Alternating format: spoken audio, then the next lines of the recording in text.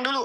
Kedua, dinasehati. Setelah tidak mau juga karena dia yang menjadi otoritas dan kepala rumah tangga, dia memukul. Mukulnya bukan yang memukul yang sampai bonyok. Tunjukin Nabi Muhammad pernah mukul bonyok istrinya sama sahabat. Ayo tunjukin, dibenarkan sama Rasulullah. Nah, tapi di iman kalian, udah bonyok perempuan nggak boleh teman-teman minta cerai. Sekarang saya tanya sama Oki untuk pembuktian nih. Oki, katanya tadi kalau ada perempuan diperkaos ya, Oki tidak boleh melawan. Saya tanya nih, berdasarkan ayat janganlah melawan orang yang jahat kepadamu. Kalau istri Oki diperkaos depan mata Oki, Oki boleh nggak melawan orang yang memperkaos? Jawab dengan jujur Oki ya. Ini baru bukti nih ajaran benar atau enggak masuk logika. Katanya masuk logika. Kalau kami, hak laki-laki dan perempuan itu diberikan sama dalam mata Allah, dalam ibadah. Tapi secara natur memang kami berbeda. Arijalu qawwamuna 'alan nisa. Laki-laki itu pemimpin bagi perempuan. Nah, jadi kalau laki-laki misalnya punya hak istrinya kurang ajar ya boleh dia memukul tapi nggak sampai bonyok. Kalau emang sampai bonyok tunjukin data dan faktanya. Buktinya saya pernah mukul anak saya kok. Emang nggak boleh orang tua mukul anak? Emang ada orang tua yang nggak pernah mukul anak? Anak itu kadang harus dipukul untuk menyadarkan mereka bahwa mereka salah. Ini baru ada tanggung jawab kepada anak dan kepada istri. Oke, nggak diajarkan bertanggung jawab. Bahkan istrinya kalau diperkodok depan dia mah dia nggak boleh ngelawan, karena dia akan membiarkan. Paling dia minta izin, minta tolong sama orang Islam mungkin. Tolong dong Yonatan Nandar, istri aku diperkaos nih, karena kamu boleh ngelawan orang yang jahat, silakan kamu lawanin. Dia mah diam aja. Ini ajarannya logika. Ini nggak masuk akal. Justru membiarkan istri diperkaos depan mata dengan alasan mengikuti perintah Tuhan yang kasih. Berharap supaya pemerkaosnya gini ya. Kata Oki gini, saya berharap nanti kepada Tuhan Yesus tolong jamah hati yang memperkaos. Istrinya udah selesai dipakai, dia berharap bahwa si orang ini bertobat. Ini nggak make sense, ini nggak masuk logika. Ini nggak masuk logika. Nah, lanjut lagi di Bilangan pasal 5 nomor 11 nomor 31. Nih ya, ini ada ritual untuk menguji istri yang diduga berselingkuh. Perempuan kalau seandainya tidak perawan malam pertama dirajam sampai mati. Katanya ajaran kasih nggak boleh mukul loh kita. Perempuan nggak perawan aja dirajam sampai mati depan rumah keluarganya. Apaan nih? Kemudian nih Hakim-Hakim pasal 19, ada nggak laki-laki jadi gundik dalam Bible? Nggak ada. Perempuan jadi gundik ada. Seorang laki-laki menyerahkan gundiknya kepada sekelompok pria yang memperkaosnya sampai mati. Ada nggak laki-laki jadi gundik? Nah, coba kamu perhatikan ini ajaran yang benar nggak ini? 1 Petrus pasal 3 nomor 1. Hai istri, tunduklah kepada suamimu, perhiasanmu janganlah secara lahiriah melainkan manusia batinnya.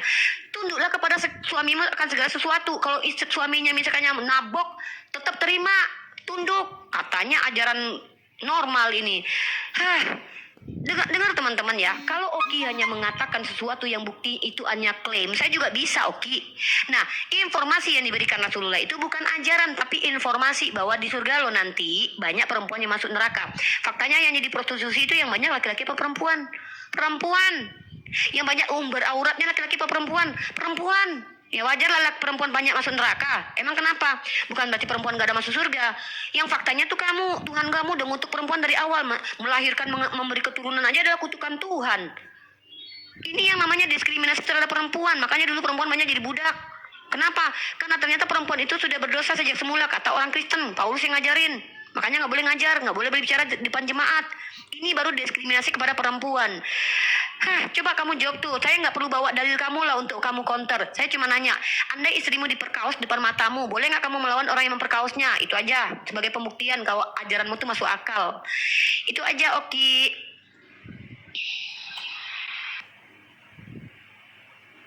Sebentar teman-teman ya.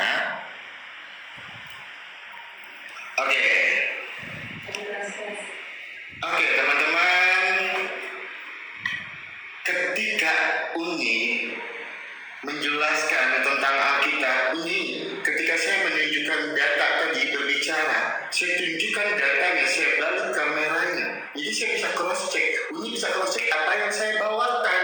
Jangan Uni baca cepat-cepat, saya tidak bisa cross checknya. Sebutkan ayatnya, dibalik kameranya, dibaca pelan-pelan, tarik nafas. Ya, oke teman-teman, kita tanggapi. Apabila ada istri perampok yang memperkaos istri kita di depan kita, walaupun itu sebenarnya kan tidak bisa dibawa ke dalam ranah diskusi karena itu kan tidak terjadi di dalam kehidupan saya. Tapi nggak apa-apa. Kalau saya ada misalnya ada di posisi seperti itu, saya akan menahan itu sampai tidak terjadi. Bukan berarti dengan saya harus memukul si perampok. Serahkan kepada kepolisian. Itu. Nah, kita berdiskusi menggunakan sesuatu yang akademis yang pernah terjadi. Diskusi macam apa sesuatu yang tidak terjadi di dalam kehidupan saya, kamu bawa ke dalam ranah diskusi. Jangan gunakan logika falasimu ketika kejar-kejar. Itu tidak terjadi di dalam kehidupan saya. Karena itu tidak terjadi di dalam kehidupan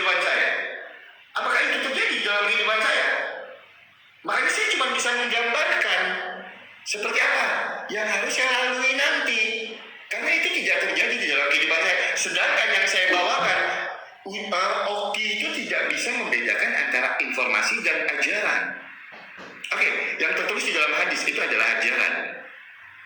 Yang tertulis informasi yang disampaikan oleh Nabi Muhammad, banyak penduduk wanita di surga itu penduduknya paling sedikit. Itu adalah suatu informasi yang saya tanya tadi, di mana bentuk keadilannya? Itu si Oki tidak bisa membedakan antara informasi dan ajaran. Betul, itu adalah informasi Nabi Muhammad. Kalau itu adalah informasi yang disampaikan Nabi Muhammad, Nabi Muhammad kalau wanita itu adalah penghuni surga paling sedikit. Nah, yang saya tanya, kenapa wanita penghuni surga paling sedikit? Itu yang saya tanya tadi, di mana keadilannya? Kok tidak bisa membedakan informasi dan ajaran, loh? Ajaran di dalam iman Kristen diinformasikan melalui Alkitab, tertulis di dalam Alkitab. Landasan dasar iman Kristen tertulis di dalam Matius. Itu informasinya. Saya dapatkan dari mana? Saya dapatkan dari Alkitab. Masa nggak bisa bedakan informasi dan ajaran? Dari mana kita mendapatkan informasi itu? Ya dari Alkitab. Kalau saya tidak baca Alkitab, saya tidak tahu landasannya. Aduh ya teman-teman ya. Ya, tolong kalau berdiskusi balik kameranya, tunjukkan datanya seperti yang saya tunjukkan. Ini saya dari tadi ketika saya membawakan narasi, saya selalu bersumber data. Ketika saya bertanya, karena apa? Biar tidak menjadi framing. Oke. Musnad Ahmad 7642. Nabi Allah bersabda, salat seorang terputus oleh wanita dan anjing serta keledai. Kenapa? Kenapa sholat orang itu terputus? Karena anjing, keledai, dan wanita. Kenapa salah satunya kok ada wanita di situ? Ada apa dengan wanita ini? Ada apa dengan wanita sebenarnya? Itu, tolong jawab pakai data.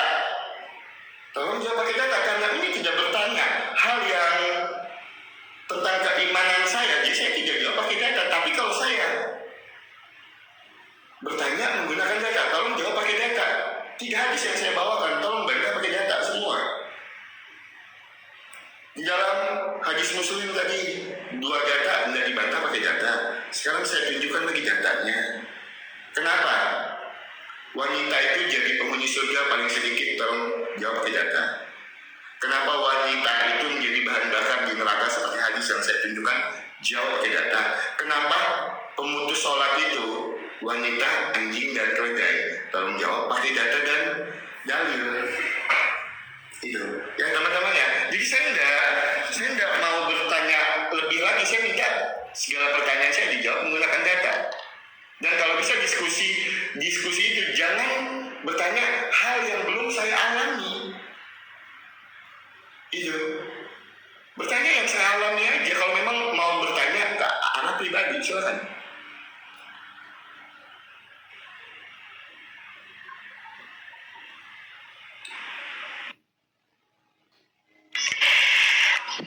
Kenapa saya katakan Oki ini minim literasi tapi banyak bicara? Dia tidak bisa membedakan informasi yang bentuknya adalah apa yang sudah terjadi dan akan terjadi dengan ajaran. Teman-teman perhatikan ya, beda ya. Ajaran itu apa yang diajarkan, perintah, larangan, dan hukum-hukum yang mengatur apa yang harus kita lakukan di dunia. Nah, tapi ada informasi nih kayak sejarah. Sejarah itu bukan ajaran teman-teman, itu informasi. Contoh dalam Bible diceritakan tentang Ohola dan Oholiba sedang bersundal. Itu bukan ajaran, tapi itu informasi. Tuhan yang meminjam pisau cukur. Nah, itu tuh informasi, bukan ajaran. Itu aja nggak bisa bedain si Oki mah. Itu bukan ajaran, Oki. Kalau kamu bilang semua kitab suci mu ajaran, nanti kamu kapok ya. Sejarah-sejarah emang itu ajaran. Berarti kamu diajarkan seperti Daud mengambil bini orang. Gitu aja kamu nggak bisa bedain. Nah, yang kedua, bukan berarti saya itu tidak berdata ya, Oki. Saya sebutkan karena saya bisa sebutkan ayatnya saking banyaknya ajaran nggak masuk akal dalam kitabmu nih. Dan lagi pula, Oki ya, ngapain saya harus bantah hadis saya? Hadisnya bener kok. Kenapa saya harus bantah pakai data hadis itu?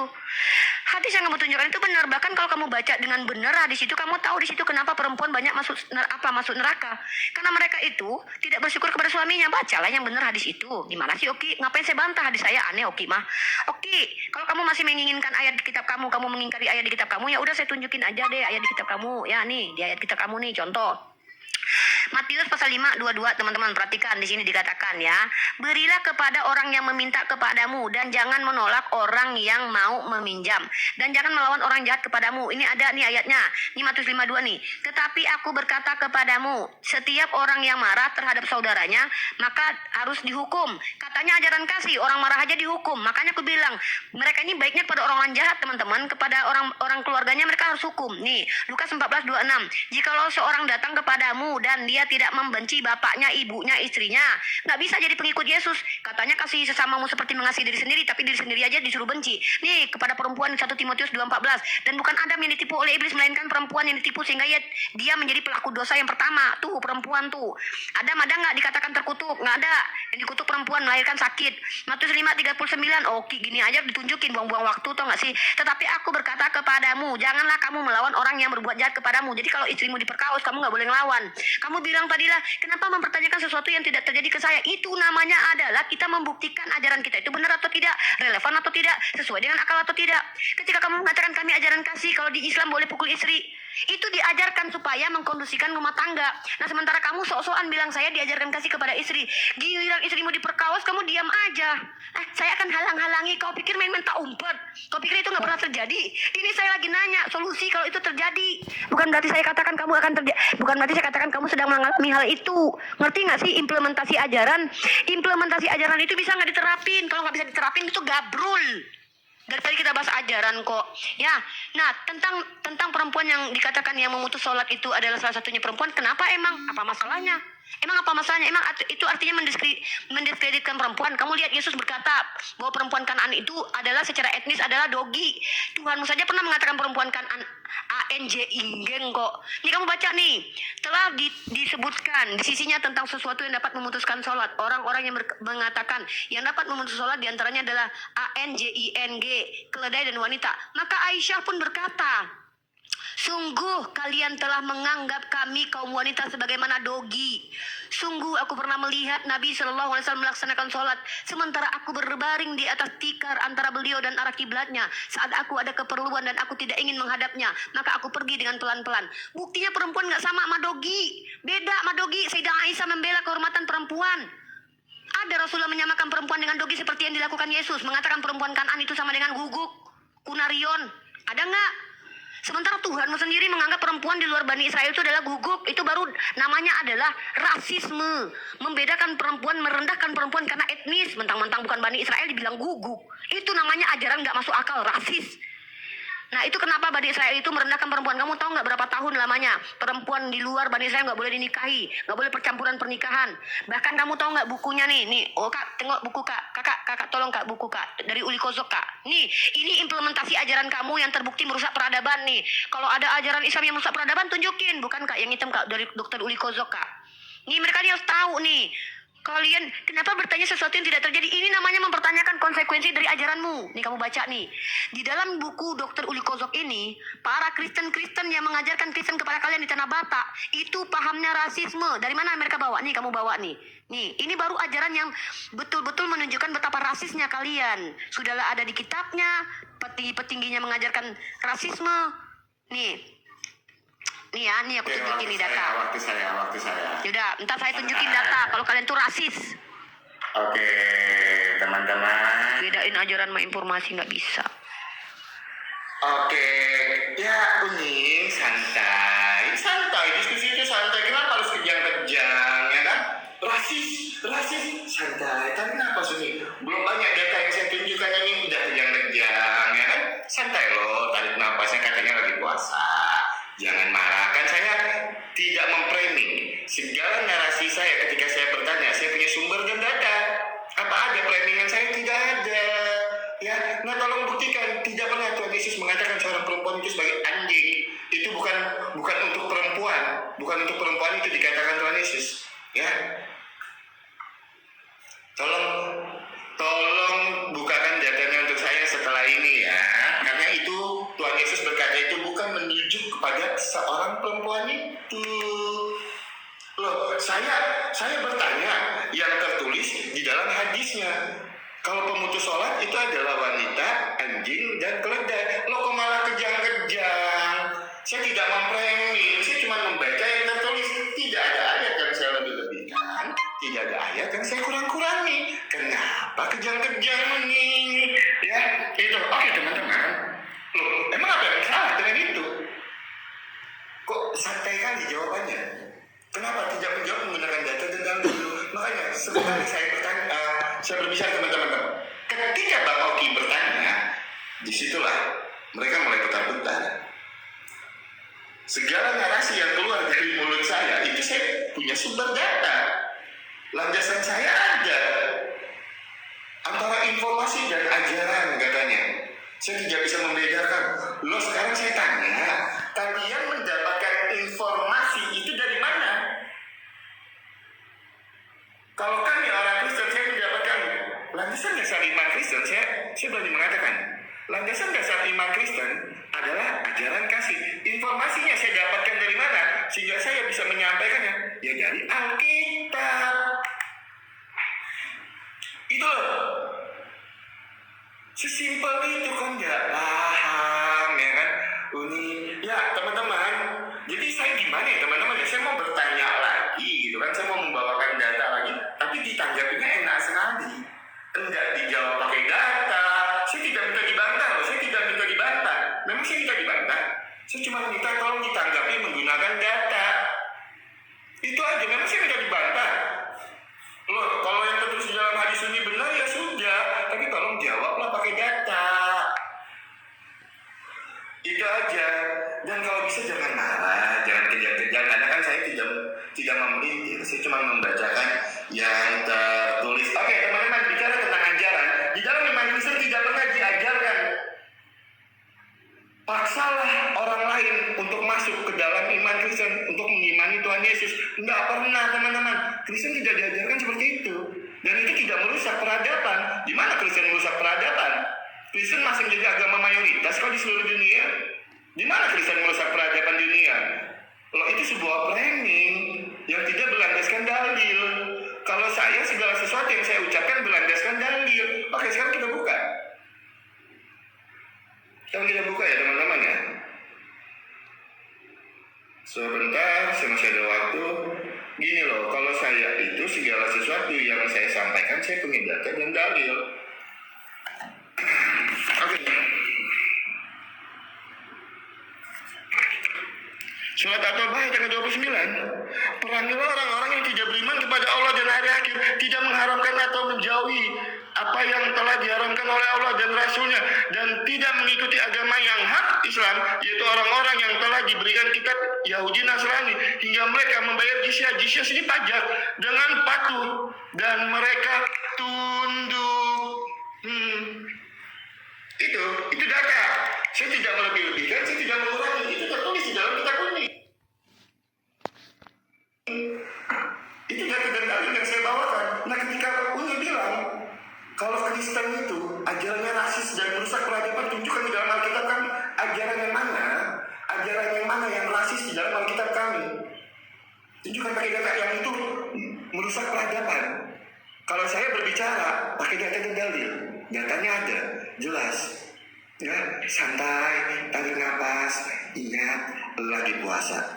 Enggak boleh Uni marah dengan saya, karena saya cuma membaca yang tertulis. Saya tidak melebih-lebihkan, saya tidak mengurang-urangi. Jadi jangan marah. Ya, saya cuma membaca yang tertulis. Teman-teman, kencengin daftar layar ya. Terima kasih banyak.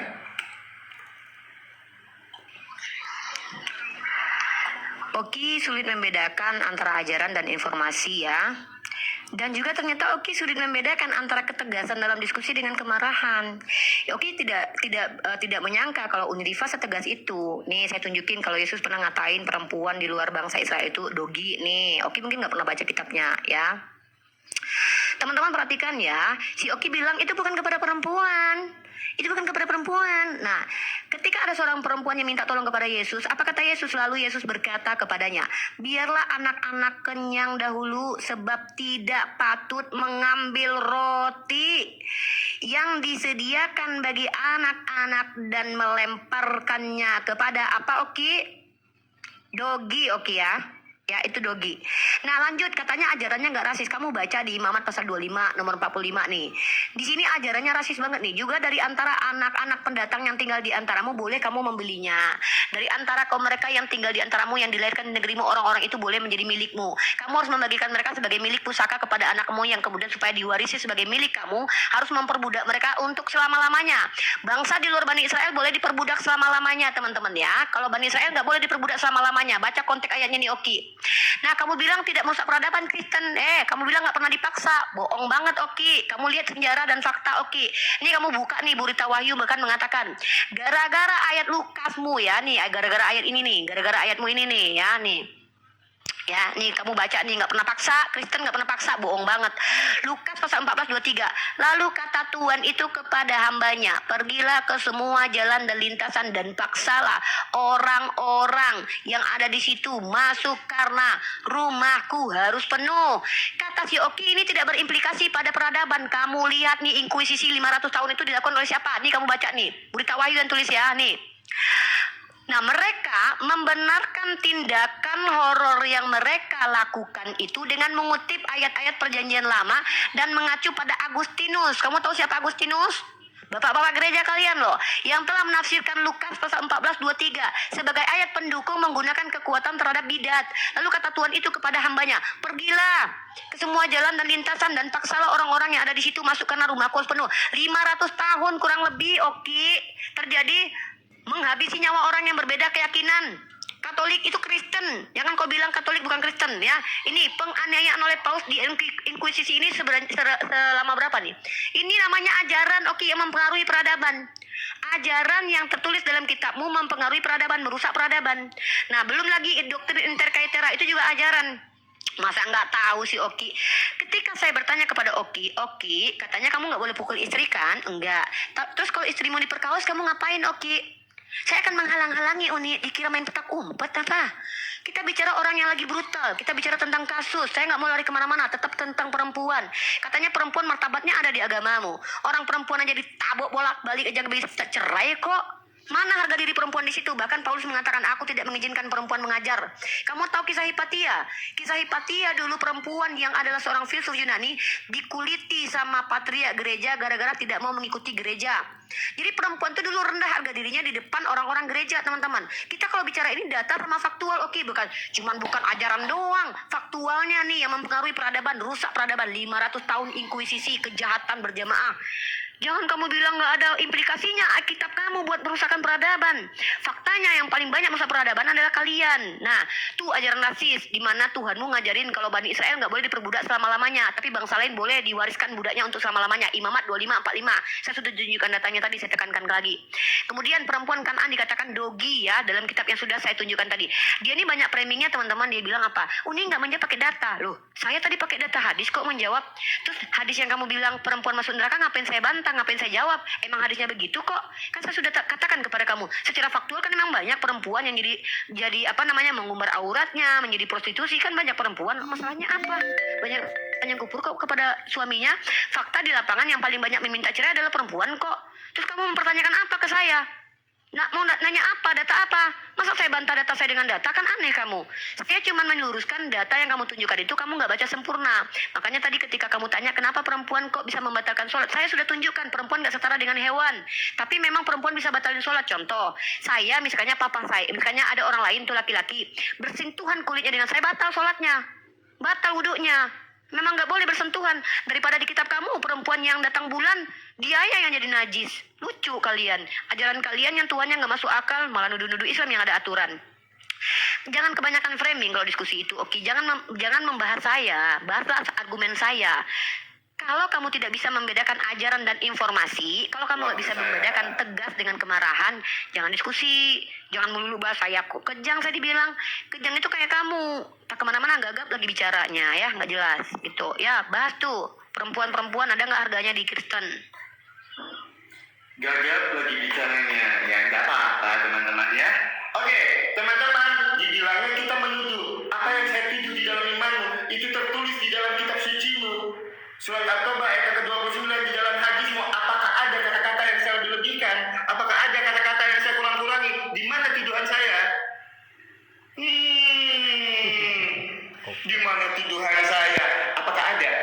bertanya, kenapa wanita itu menjadi penghuni surga paling sedikit? Dibilangnya saya menuduh. Kan itu tertulis di dalam hadisnya. Kenapa saya yang menuduh? Nah kalau yang menuduh itu seperti ini. Ini yang menuduh. Ini yang ketahuan pendusta.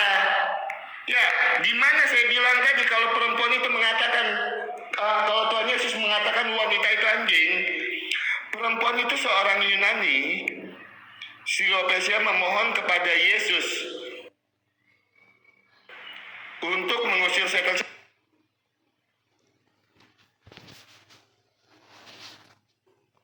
Sebentar teman-temannya, Markus 7 ayat yang ke-27. Oke. Lalu Yesus berkata kepadanya, biarlah anak-anak kenyang dahulu, sebab tidak patut mengambil roti yang disediakan bagi anak-anak dan melemparkannya kepada anjing. Tidak ada Tuhan Yesus mengatakan perempuan itu anjing. Baca di ayat selanjutnya. Tetapi perempuan itu menjawab, benar Tuhan, tetapi anjing yang di bawah meja juga makan remah-remah yang dijatuhkan anak-anak. Nah ini yang menuduh. Tidak ada perempuan mengatakan anjing. Kalau saya membacakan yang tertulis tanpa saya tafsirkan. Itu saya baca ya baca. Tidak ada yang saya lebih-lebihkan, tidak ada yang saya kurang-kurangi. Jadi kalau dia mulai panas ya begitu. Ya kan? Oke teman-teman. Jadi gini ya teman-teman ya. Diskusi ini, apa menurut saya? Diskusi ini tanpa data. Karena apa? Cuma mau satu arah. Cuma mau satu arah. Terlihat ya, ketika kita bertanya tentang imannya, saya jawab pakai hadis kok. Hadis mana yang ada tunjukkan? Hadis mana yang ada tunjukkan menjawab pakai hadis? Saya cuma bertanya, kenapa?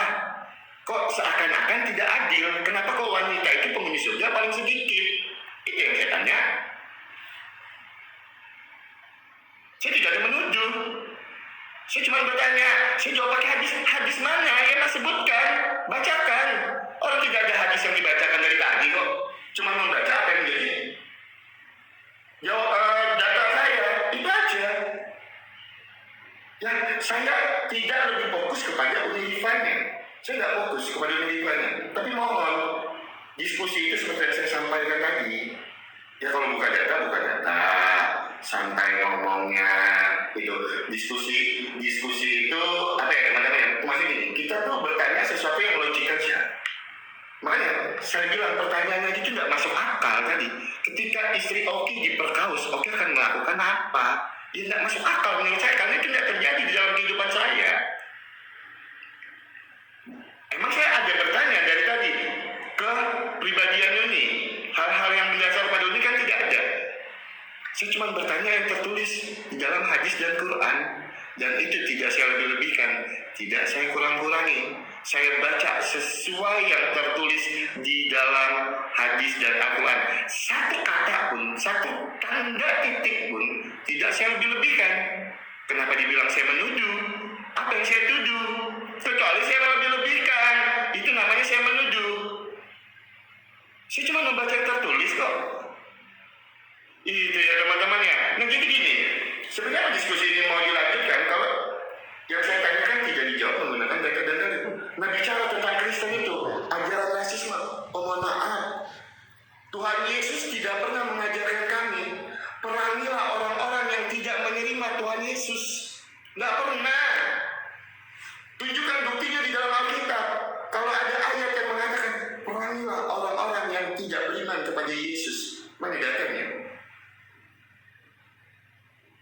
Nggak ada data seperti itu. Nah masalah Markus 7 ayat 27 saya tegaskan. Di situ Tuhan Yesus mengatakan anjing bukan untuk perempuan itu. Makanya baca di ayat ke-28-nya. Ya teman-teman ya, terima kasih teman-teman. Tuhan berkati. Kasih Kak, terima kasih. Tuhan berkati. Oke, teman-teman, Oki lebih banyak curhat ya. Oki, diskusi itu harus kuat, Oki. Jangan mental melempem gitu, Oki. Masa menghadapi Uni aja udah kayak gitu. Ya, santai. Ya udah, jangan enggak lah. Bukan tegas itu bukan marah, Oki. Jadi gini ya, teman-teman ya. Oki misunderstanding teman-teman ya. Saya tidak mengatakan Oki menuduh. Saya cuma bilang, Oki kamu kan bertanya, kalau kamu baca ayat itu kamu tahu loh hadisnya kenapa perempuan masuk neraka banyak lah. Ngapain saya harus jawab lagi? Datanya kan udah kamu tunjukin, yaitu datanya. Nah lanjut, data yang selanjutnya kata kamu tadi ada perempuan yang membatalkan sholat. Saya juga sudah jawab kan, memang perempuan membatalkan sholat kok. Buktinya saya bisa batalin sholatnya orang lain kalau saya bersentuhan kulit dengan dia. Tapi Sayyidah Aisyah menolak disamakan dengan hewan. Kenapa? Karena Rasulullah tidak pernah mengajarkan hal itu. Oki, masa itu aja nggak paham? Kamu bilang saya nggak berdata.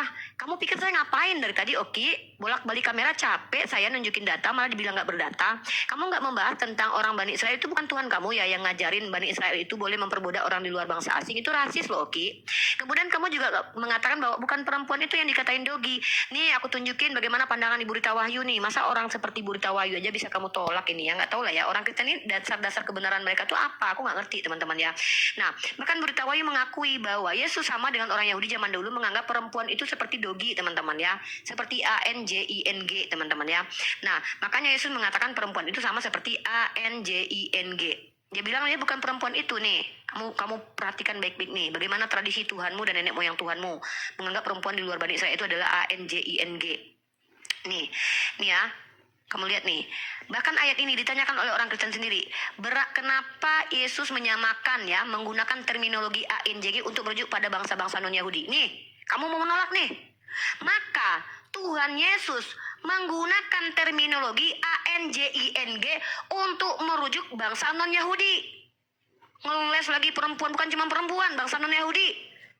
Ini siapa yang tulis? Bu Rita Wahyu. Gitu loh. Masa gitu aja nggak ngerti? Kamu bilang bukan sama perempuan itu. Memang perempuan yang lagi minta tolong. Tapi justru Tuhanmu, kata Bu Rita Wahyu, merujuk ANJING ini kepada bangsa di luar Yahudi. Ini rasis. Membedakan karena etnis. Kamu baca baik-baik nih. Namun ada perbedaan yang tidak biasa. Dan perempuan itu dianggap terhadap perbedaan itu. Sebab Tuhan Yesus memakai istilah ANJIG dalam bentuk makna kecil nih. Makna kecil nih. Berarti memang perempuan itu yang dirujuk sebagai kunarion. Kamu bilang untuk bukan perempuan itu. Ini kamu bantah nih Berita Wahyu. Jangan berdusta lah ketika diskusi itu. Kalau kamu mau asumsi sendiri ya silakan. Yang kamu tanyakan itu apa sama saya? Kamu kan bertanya kenapa perempuan banyak masuk neraka. Saya jawab pakai hadis itu. Bahwa memang perempuan banyak masuk neraka karena mereka banyak ingkar kepada suami. Ya kamu baca hadis itu. Kekufuran terhadap suami. Fakta-faktanya kan begitu. Terus kamu bilang, maaf Uni, Tuhan Yesus tidak pernah mengajarkan untuk perangilah. Bohong lagi kamu nih. Heran saya nih. Banyak banget bohongnya Oki. Memerangi katanya Tuhan mau aja berperang untuk Bani Israel turun-temurun kok melawan suku Amalek. Itu apa itu? Bukan Tuhan, bukan Yesus itu. Berarti bapaknya Yesus. Berarti Yesus lebih baik daripada bapaknya. Dia mau baca nih. Tumpaslah dengan mata pedang kota itu dengan segala isinya. Kenapa coba ditumpas? Karena tidak beriman kepada Tuhan yang sama dengan Bani Israel. Ini disuruh bukan perangi lagi, ditumpaslah ini. Nah, si ini bilang ini bukan Yesus ya, ini bapaknya. Ya udah. Kalau gitu Yesus adalah Tuhan terbaik di antara bapak. Bapak lebih buruk daripada Yesus. Akui aja gitu. Nih katanya nggak ngajarin perang. Jadi pergilah sekarang kalahkanlah orang Amalek, tumpaslah segala yang ada padanya. Janganlah ada belas kasihan kepadanya. BUNUH semuanya laki-laki maupun perempuan nih. Anak-anak juga salah apa nih Ki anak-anak nih? Kenapa anak-anak disuruh habis ini? Ini pertanyaan saya, ini Yesus bukan? Oh bukan, itu Bapa. Ya udah kalau gitu bilang aja Tuhan yang berbentuk manusia lebih baik daripada Tuhan yang berbentuk roh ya. Anak lebih baik daripada Bapa. Katanya ajarannya konsisten. Gimana sih? Itu Tuhanmu nih, saya tunjukkan data nih. Kalau kalian itu adalah orang-orang rasis ya. Siapa yang ngajarin? Kalian tuh dapat informasi agama kalian dari orang LMG itu. Nih kamu baca nih. Kamu nggak tahu kalau kamu dapat mana. Baik Fabri maupun Roden adalah orang yang di spektrum politik dapat digolongkan konservatif, anti demokrasi dan pro kerajaan. Kedua tokoh spiritual RMG. Kamu tahu RMG ini, Renische Mission Gesellschaft, yang dilanjutkan oleh HKBP, Gereja HA Batak. Ini juga dipengaruhi oleh paham pada saat itu sangat dominan, yaitu paham rasisme dan nasionalis. Rasis, gara-gara apa sih Roden ini rasis? Gara-gara kitabmu. Kamu baca makanya buku. Kamu nanya saya buat apa? Nih. Roden mengaitkan interpretasinya dengan paham rasisme yang mengidentifikasikan 5 ras menurut warna kulit: putih, kuning, merah, coklat, dan hitam. Menurut Roden, warna kulit keturunan Nabi Nuh ditentukan oleh derajat dosa yang dipikulnya. Semakin berdosa semua bangsa, semakin berubah bentuk dan warna kulitnya. Semakin hitam warna kulit sebuah bangsa, semakin berdosa bangsa itu.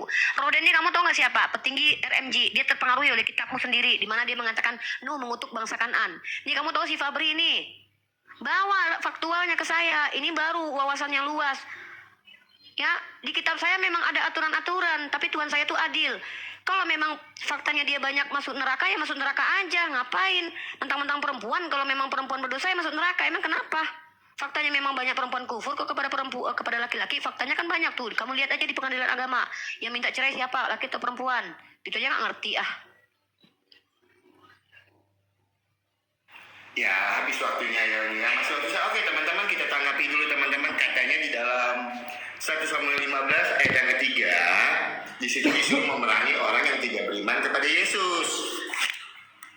Oke, kita lihat perikopnya saja sudah menjawab itu. Oke, sedang berbicara tentang apa? Saul ditolak sebagai raja. Di mana di sini? Di mana di sini memerangi orang yang beriman kepada Yesus? Astaga, lihatlah perikopnya. Saul ditolak sebagai raja. Ini tidak berbicara tentang memerangi orang yang tidak beriman kepada Yesus. Itu, saya sudah jawab itu, saya sudah buktikan. Ya, kalau di dalam 1 Samuel 15 ayat yang ketiga, itu tidak disuruh memerangi orang yang tidak beriman kepada Yesus, tetapi di sini sedang berbicara tentang Saul yang ditolak sebagai raja. Imamat 25 ayat yang 45 juga itu sedang berbicara tentang kepedulian dan kepatuhan. Gimana di situ dijelaskan kalau Kristen itu adalah agama yang rasis? Seperti yang saya sampaikan tadi, Kristen masih menjadi agama mayoritas di seluruh dunia. Ya, teman-teman, jadi itu ya teman-teman ya. Kalau dibilang Kristen itu diajarkan untuk memerangi orang-orang yang tidak beriman kepada Yesus dan landasannya adalah 1 Samuel 15 ayat yang ketiga. Jelas-jelas di situ perikopnya Saul ditolak sebagai raja. Itu sudah menceritakan tentang Saul, bukan menceritakan tentang memerangi orang yang tidak beriman kepada Yesus.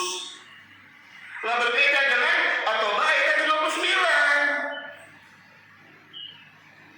Itu data yang tertulis di dalam kitab Uni. Jangan ini cocok logika ke dalam kitab saya. Tidak pernah Kristen diajarkan untuk memerangi orang yang tidak beriman kepada Yesus. Ingat ini, ketika kami mengimani Tuhan Yesus, bukan kami yang memilih, tapi Tuhan yang memilih kami. Ya, bukan kami yang memilih Tuhan Yesus, tapi Tuhan Yesus yang memilih kami. Oke. Apa sih yang menjadi pertanyaan saya? Yang menjadi pertanyaan saya itu jelas. Yang menjadi pertanyaan saya itu jelas kan? Yang saya tanya, di mana bentuk keadilannya? Kenapa perempuan itu menjadi penghuni neraka paling sedikit? Di mana bentuk keadilan Tuhannya? Itu saja. Nah, kenapa wanita itu menjadi bahan bakar di surga? Bahkan ada hadis juga berkata, saya lupa hadisnya di mana, kalau perempuan itu adalah kesialan. Sebentar, saya coba tunjukkan datanya teman-teman. Saya cari dulu ya teman-teman, masih banyak waktu saya. Sebentar ya. Kalau perempuan itu adalah kesialan juga. Sebentar, saya tunjukkan datanya teman-teman. Saya tambahkan data saya. Dalam 2646 ya kalau nggak salah ya, 2646. Sebentar. Hadis Bukhari ya, Bukhari 2646. Sebentar. Oke, ini datanya. Betul.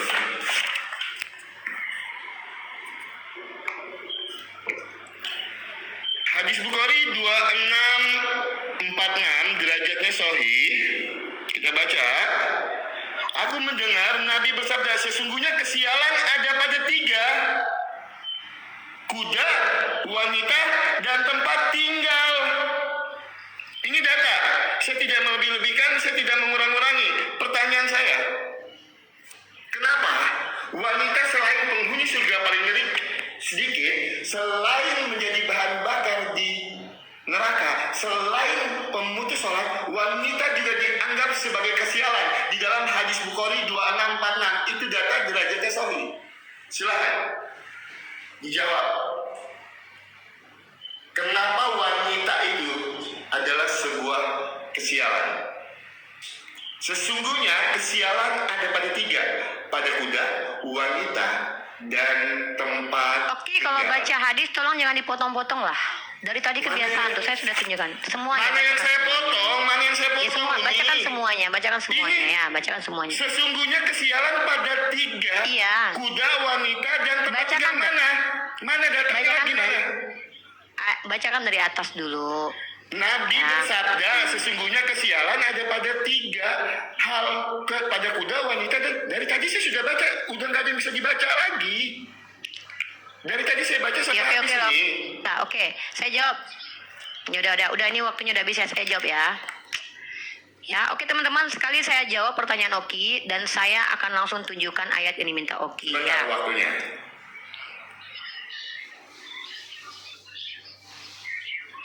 Teman-teman perhatikan ya, inilah Islam. Islam itu jangan karena kamu perempuan tiba-tiba kamu pasti masuk surga, nggak begitu. Adilnya Tuhan itu di mana? Oke, kamu bertanya, di mana adilnya Tuhan? Yang berdosa walaupun kamu perempuan tetap masuk neraka. Nah, kenapa perempuan dikatakan salah satu yang bisa menjadi asbab laki-laki sial? Oke, kamu jangan ini. Nih, perhatikan nih, saya bawa data dari NU Online nih. Nih, Rasulullah juga mengajarkan kepada kami bahwa perempuan itu adalah sumber fitnah yang paling besar. Kenapa? Kan saya sudah jawab tadi, prostitusi itu paling banyak perempuan, Oki, bukan laki-laki. Ya, artinya perempuan memang paling banyak membawa musibah kalau mereka tidak baik. Bukan perempuan baik-baik, karena perempuan soleha tidak mungkin menjadi musibah bagi laki-laki. Nih, aku tidak meninggalkan fitnah yang lebih besar bagi laki-laki selain perempuan. Nih, wajar laki-laki jadi sial nih. Tadinya dia soleha, gara-gara perempuan dia bisa jadi salah jalan. Abu Sa'id Al-Khudri juga meriwayatkan hadis yang lainnya. Ketahuilah, takutlah kalian terhadap dunia dan para wanita. Ini artinya laki-laki disuruh berhati-hati kepada perempuan. Karena kalaupun mereka soleh, sesoleh apapun, mereka bisa salah jalan karena perempuan.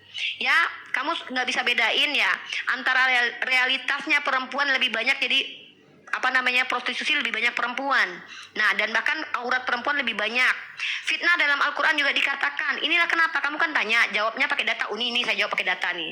Dari situs NU Online yang menjabarkan kenapa perempuan bisa membuat laki-laki sial karena dia menjadi fitnah. Nah, sekarang kamu bilang nggak ada Tuhan saya ngajarin gitu.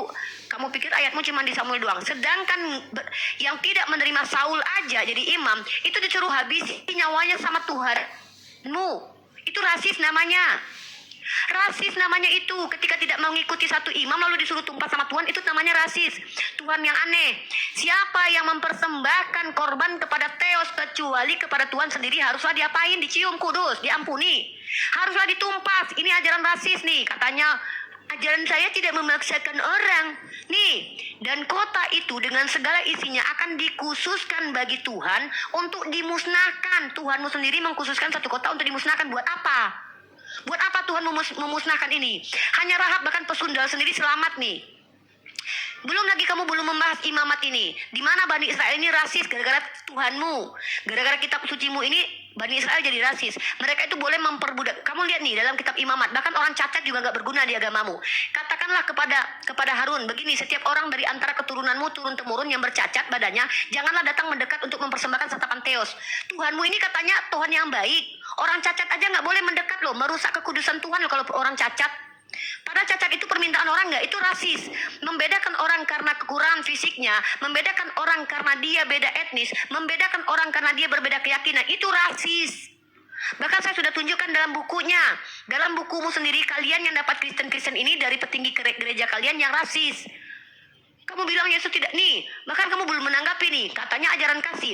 Jikalau seorang datang kepadaku dan ia tidak membenci bapaknya, iya aku bilang ajaran kalian tuh kasih kepada penjahat. Penjajah kalian kasih, tapi keluarga sendiri kalian benci. Ini nggak pernah kamu bahas dari tadi. Aku nggak tuntut banyak sama kamu. Aku cuma mau kamu tanggapin aja penjelasannya gimana. Kok di sini diajarkan membenci kepada keluarga sendiri? Nah, ya ini nih, kamu dikasih ayatnya malah kemana-mana nih ya. Lihat nih perawan nih, perempuan yang tidak perawan pada malam pengantinnya harus dirajam sampai mati. Kasih itu Tuhanmu tuh katanya mengampuni. Pesundal dikasih, perempuan nggak perawan dibunuh. Gimana itu ceritanya itu? Nih kamu baca nih dalam kitabmu nih, anak kecil juga dihabisi nih. Dirikanlah bagi anak-anaknya tempat pembentaian. Nah, ngeri nih. Anak kecil disuruh apa? Oleh karena kesalahan nenek moyang. Ajaran gak masuk akal, nenek moyangnya salah, anaknya yang dihabisi nyawanya.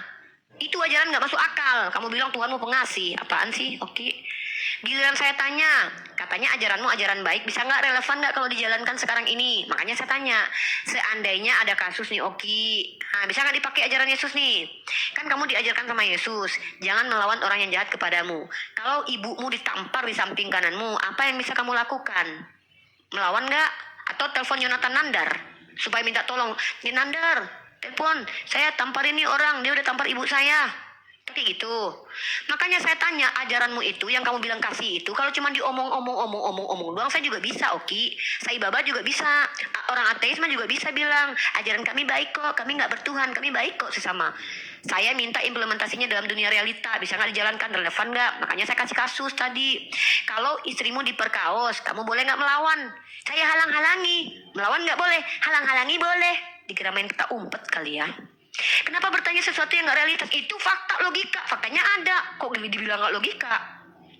Ingat ya, di dalam kitab mereka ini ada ayat yang membedakan orang karena etnis. Boleh memperbudak orang di dalam Israel turun temurun. Itu rasis. Waktunya habis. Sebentar, santai Uni, santai. Waktunya habis Uni. Ya.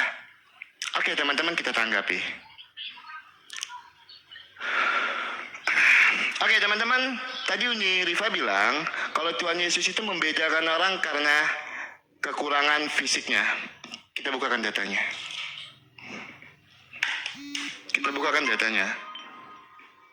Oke. Surat Abasa, surat ke-80 ayat yang ke-1 dan yang kedua. Dia dalam kurung Nabi Muhammad berwajah masam dan berpaling. Kepada siapa Nabi Muhammad di sini berwajah masam dan berpaling? Karena seorang tunanetra Abdullah bin Umi Maktum telah datang kepadanya. Itu data nih. Ya. Nah, masalah disuruh yang masalah keluarga tadi Uni. Di dalam iman Kristen jelas dikatakan yang terutama itu kami mengasihi Tuhan. Nah, ketika kami sudah mengasihi Tuhan ini, secara otomatis kami akan mengasihi keluarga kami. Dan jujur nih, apa yang tertulis di dalam Alkitab itu memang banyak dialami oleh teman-teman Kristen. Karena apa? Karena pemberitaan Injil itu banyak orang-orang yang diusir dari keluarganya, banyak orang-orang yang ditinggalkan istrinya, banyak orang-orang yang tidak dianggap sebagai anak. Karena apa? Karena pemberitaan Injil. Siapa Injil itu? Tuhan Yesus. Makanya ada ayat Alkitab, aku datang bukan untuk membawa damai, tetapi membawa pedang. Pedang di situ dalam pengertian apa, Uni? Pedang di situ adalah apa? Ketika orang-orang yang menerima Tuhan Yesus, dia harus memikul salib. Banyak murtadin itu yang kehilangan keluarganya karena dia menerima Tuhan Yesus sebagai Tuhan dan Juru Selamat. Itu yang dimaksud. Jadi tidak ada, Uni, ajaran rasis di dalam iman kekristenan. Makanya saya sampaikan tadi, di dalam iman kekristenan tidak ada tertulis perangilah orang-orang yang tidak beriman kepada Yesus. Tidak ada tertulis ayat seperti itu nih. Bahkan Uni bawakan di dalam 1 Samuel tadi, itu adalah Raja Saul sedang berbicara tentang Raja Saul, bukan pengajaran. Bukan Tuhan Yesus menyuruh memerangi orang-orang yang tidak beriman kepada Yesus. Mohon maaf, itu sedang berbicara tentang Raja Saul. Ya, itu sedang berbicara kepada Raja Saul. Nah, itu yang kedua. Yang ketiga, saya mau tanggapi.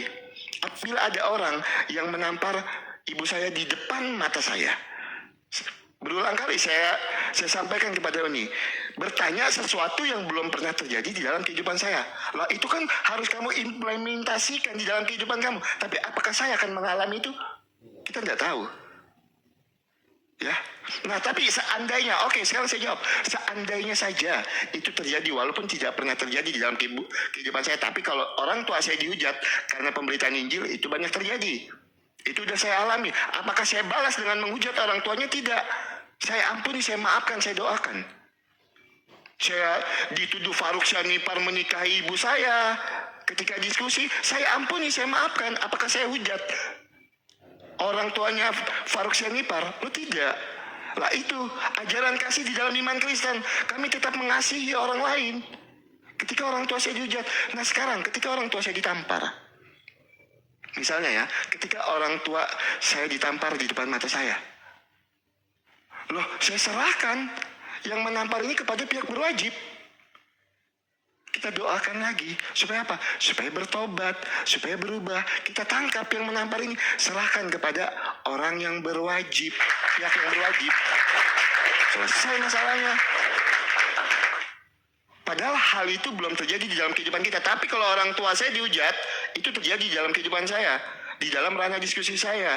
Sering terjadi. Tapi saya tidak balas untuk menghujat orang tuanya. Enggak. Saya ampuni, saya maafkan. Oke. Uni tadi menjawab pertanyaan saya. Ya memang wanita itu banyak membawa musibah. Ya sudah. Kalau dia seperti itu ya sudah. Saya tidak akan bertanya lanjut tentang hal itu. Pertanyaan saya. Kenapa Nabi Muhammad berwajah masam kepada seorang tunanetra, Abdullah? Di dalam surat Abasa ayat 80 ayat yang satu dan yang kedua. Saya minta penjelasannya aja nih. Saya tidak minta data, saya cuma minta dijelaskan ayat itu. Kenapa Nabi Muhammad berwajah masam kepada seorang tunanetra di dalam Quran 80 ayat yang ke-1 dan yang kedua.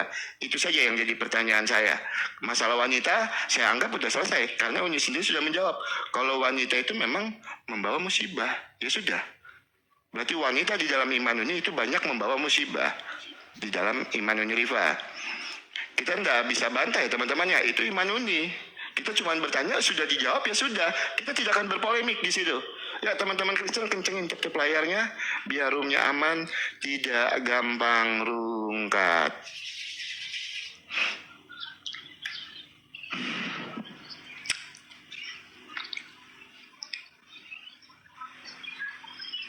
Sebentar ya Uni ya.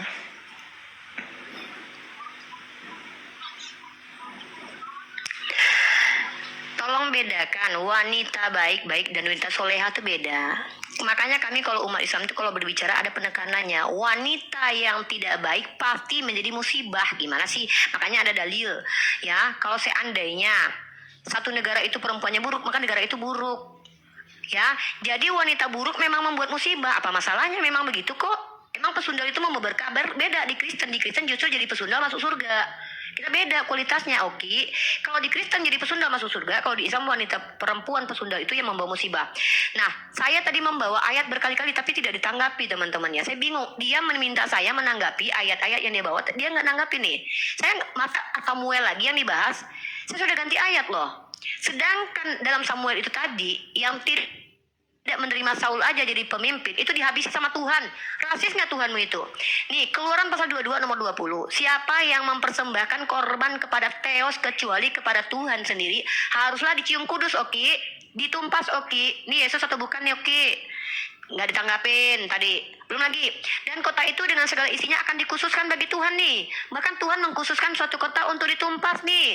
Cuman pesundal doang. Makanya pesundal membawa berkah dalam Kristen, tapi pesundal dalam Islam membawa musibah. Betul. Memang beda kelas kita. Belum lagi nih orang-orang cacat nih. Ya. Katakanlah kepada Harun begini, setiap orang dari antara keturunanmu turun-temurun yang bercacat badannya janganlah datang mendekat untuk persembahan santapan. Theos. Membedakan orang karena etnis.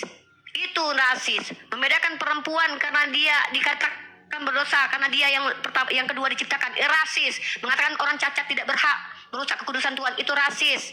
Ya itu rasis namanya, ya. Nah, kemudian tentang surah Abasa. Justru di surah Abasa itu Rasulullah itu ditegur sama Allah. Karena Rasulullah bermuka masam kepada orang buta. Emang apa masalah bermuka masam kepada orang buta? Kan dia juga nggak lihat, kan tidak mencederai hatinya.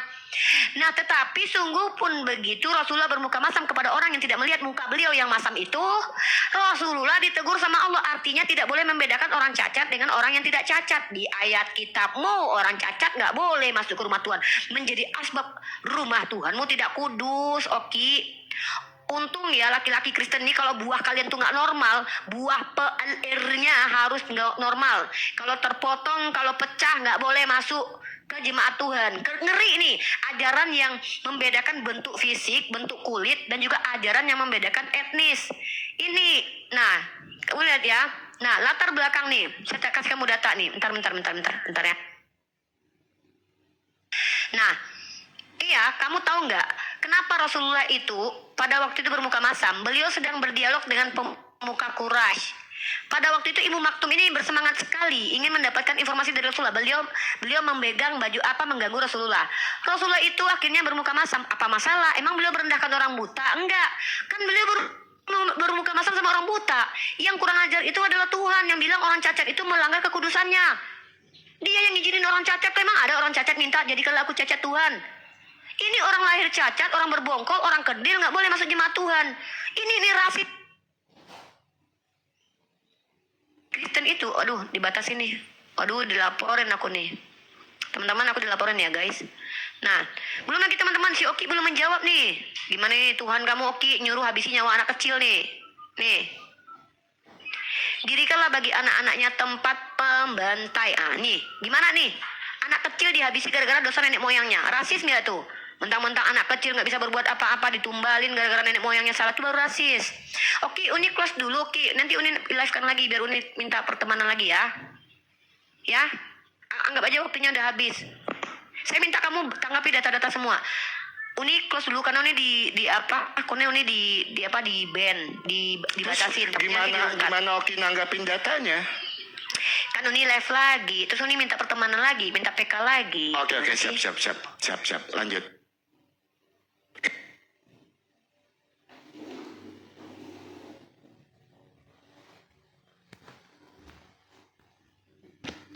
Ngambil buah ceri ya hanya Bukan, pemahaman dulu, pemahaman bang. Pemahaman saya Anda sudah dulu. kasih tahu pemahaman. Pemahaman dulu. Aku Bapak sudah harus kenyang mengerti konteks dengan sanggahan-sanggahan orang yang tidak Makanya mengerti jangan Bible itu disanggah. saya sudah paham.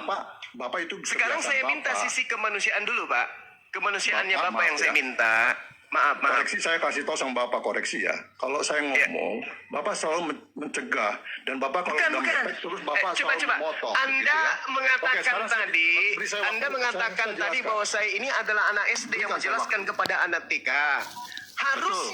Harusnya Pak, Anda memiliki loncatan berpikir Betul. yang lebih hebat daripada Bang Suma. Coba, yang Benar, saya minta benar. adalah bagaimana Ya. Anda menarasikan ketika ada yang lahir. Benar. Apakah itu kadar ciptaan atau itu kadar pencipta? Nah, Jangan oke, jangan ya. kemana-mana ya, silakan. Oke, Harus jangan fokus ke kemana-mana. situ Pak ya, silakan. Ya. Yang lahir ini pencipta atau ciptaan? Saya tahu, Silakan. saya tahu maksud Bapak. Bapak itu mau mengatakan definisi lahir saja, sehingga Bapak akan berkutit di situ. Saya tahu itu kemana arah Bapak bicara. Saya hanya mau mengatakan Anda yang begini, saya Bapak. minta Makanya saya menjelaskan bilang, pada Bapak jangan hari celah ini saya, telah jangan lahir. celah saya dulu. Yang lahir ini pencipta atau ciptaan? Itu dulu. Jangan masuk ke ranah Bible dulu. Saya mau lihat loncatan berpikir Anda dulu. Anda Jangan tadi diarahkan mengatakan saya saya, anak Pak. SD. Oh tidak bisa dong. Beri waktu Yang 1 menit namanya saya bicara logika tanpa disela. Pak.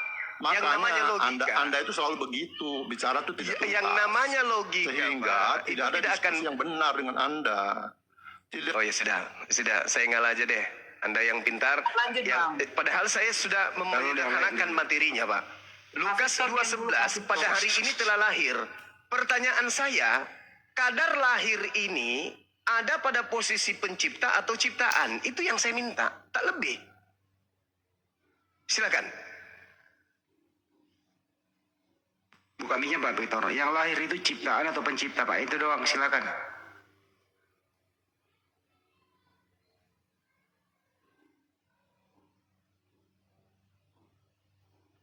Saya butuh loncatan berpikir ya. Saya tidak butuh doktrin dan dogma di sini.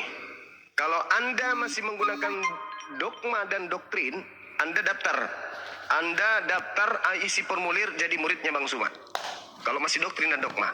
Tapi kalau Anda mencoba menelaah penjelasan dari saya dengan rangkaian kisi-kisi Bible, khususnya di dalam Lukas 2:11 yang diajukan tadi, saya ingin melihat loncatan berpikir Anda ini layak nggak disebut sebagai manusia yang punya intelektual tinggi atau hanya sebagai orang yang kenyang dengan doktrin dan dogma. Silakan. Oke. Boleh kita lanjut, Bang Zuma? Dulu ya, Du. Tunggu dulu, orang cerdas dulu ini, Pak Victor dulu, orang pintar dulu. Orang yang ngaku pintar dan orang yang mengaku cerdas dulu. Kita uji dulu dia. Saya sudah undang buka mute-nya Pak Victor, ditekan. Oh, nih. Oke, jadi Bapak itu selalu salah karena pendek berpikirnya. Dia tidak mengerti konteks keseluruhan. Kalau Bapak tahu mengerti konteks keseluruhan bahwa Yesus itu adalah firman Tuhan yang menjadi manusia, menjadi misi dia akan ke dunia, maka dia lahir. Nah, ketika misi itu terjadi pada waktu Natal pertama itu dikatakan oleh malaikat, hari ini telah lahir bagimu juru selamat, yaitu Kristus Tuhan di kota Daud. Jadi tentang lahir ini, ya itu Tuhan yang lahir, yaitu Tuhan yang menjadi manusia, Bapak. Begitu. Jadi kami itu selalu melihat Pak Juma itu ketawa Itu terus. doktrin, Pak. Itu doktrin atau pemahaman? Bukan doktrin, Bapak. Ya. Itu mau Oke, kalau ada bukan ayatnya, doktrin. Bapak. Sementara kalau Ya, Bapak itu doktrin. interpretasi Pak, Bapak aja. Pak. Jadi- yang saya pertanyakan di sini adalah tingkat pemahaman saudara secara apa itu? sains. Coba. Nah, ini yang ketiga kalinya, Pak ya, Pak Victor ya. Apa? Lukas 2 nomor 11. Hari ini ya. telah lahir bagimu. Hari Ya. ini telah lahir. Nah, yang lahir ini pencipta atau ciptaan? Oh, yang Sampai lain itu ini pencipta, Bapak. Oke, baik. Kita tepuk tangan dulu. Oke. Pencipta, Bapak. Ya. Ore. Ya, cobalah. Anda di-mute dulu ya. Anda mute dulu ya. Supaya saya bernarasi untuk menjelaskan Anda harusnya Saudara Victor ini, apapun kedudukan Anda, segeralah daftar jadi siswa Bang Suma gratis tanpa ada pembayaran perpuluhan. Anda mengatakan Bapak yang lahir, sabar dulu Pak. Baru tahu sabar ya, dulu. yang menciptakan Iya. itu pencipta ya. Sabar dulu Pak. Sabar ya. Sekarang habis ini kita rana dalil. Ini pemahaman dulu. Karena kata Tuhan di dalam Amsal 3 nomor 5 harus berpegang kepada firman Tuhan, Pak. Bukan berpegang kepada tafsiran Saena ETW. Oke? Begitu juga Yesus, kasihilah Tuhanmu dengan akal, bukan dengan dogma. Itu kata Yesus. Nah, ketika saudara mengatakan yang lahir ini adalah pencipta, narasi seperti apa yang Anda ingin bangun? Ada pencipta dilahirkan oleh ciptaan. Ayo. Narasi apa yang Anda ingin pahamkan kepada saya pribadi? Ada ciptaan bernama Maryam melahirkan pencipta. Ayo. Firman Tuhan mana yang Anda ingin sajikan kepada saya? Silakan. Oke. Bapak, iman Bapak percaya bahwa firman itu menjadi kitab. Itu kertas. Bapak aja percaya seperti itu. Sama dengan Tuhan Yesus. Yesus itu datang kepada media yang namanya Maria. Dia ciptaan memang. Sama dengan kita saudara. Kok sekarang jadi ciptaan, Pak? Kok sekarang jadi ciptaan, Pak? Jangan pura-pura gila kalau memang Anda waras, dan jangan pura-pura waras kalau memang Anda Warasnya gila. di mana, Bapak? Tadi Anda, Kan udah jelas. saudaraku, tadi Anda mengatakan pencipta. Kenapa sekarang menjadi ciptaan? Diam. Dia Tadi Anda mengatakan kitab saudara aja jelas diam dia dulu, itu kalimat diam dulu, tulok. Pak. Saudara, dengarkan saya. Firman jadi kertas, tidak ada orang Islam menyembah kertas. Tahu itu ya? Tidak ada orang Islam mengatakan bahwa kertas Al-Quran adalah Allah. Sadari itu. Ini ku bilang loncatan berpikir Anda itu masih lemah. Oke? Firman menjadi kertas itu keliru. Firman Anda kan mau bicara tentang media. Medianya siapa? Ya kan Tuhan berbicara Saudara, kepada manusia melalui Firman itu adalah kalimah, ucapan, untaian firman.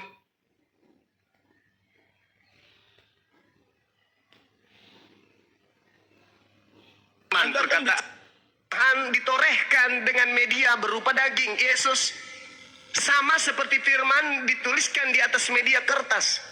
Berarti kedudukan kertas yang berasal dari bambu itu sama seperti Yesus yang berasal dari daging. Sama-sama bukan Tuhan, sama-sama ciptaan. Kertas adalah ciptaan. Daging Yesus adalah ciptaan. Yang saya minta saudara, coba berikan saya data, dalil atau apapun itu yang bisa mendukung kemudian doktrin bahwa yang dilahirkan oleh ciptaan bernama Maryam ini adalah penciptanya. Jadi pencipta dilahirkan oleh ciptaan. Itu gimana Anda bisa memahamkan kami yang waras ini, Pak? Udah Bapak Silakan. Juma yang baik, Bapak Juma Silakan. yang baik. Silakan. Bapak Juma yang baik, begini Bapak ya. Iya. Jadi Tuhan itu Maha Kuasa. Dalam menciptakan misinya, dia mau menjadi manusia, ya tentu dia lahir dari manusia. Ya, jadi bukan Maria yang menciptakan, bukan Maria hanya media untuk lahir. Dan itu juga di Al-Quran juga jelas dia itulah rohullah dan kalimatullah, itu jelas itu ya. Jadi dia adalah roh Allah yang datang melalui media yaitu Maria. Ya Maria sebagai manusia, apa salahnya Tuhan? Kok Anda mau supaya Tuhan itu jangan Bukan saya minta Anda curhat. Saya minta Anda membuat saya menjadi gila kayak Anda untuk memahami pencipta melahirkan ciptaan. Pencipta dilahirkan oleh ciptaan. Tolong buat saya jadi gila seperti Bapak.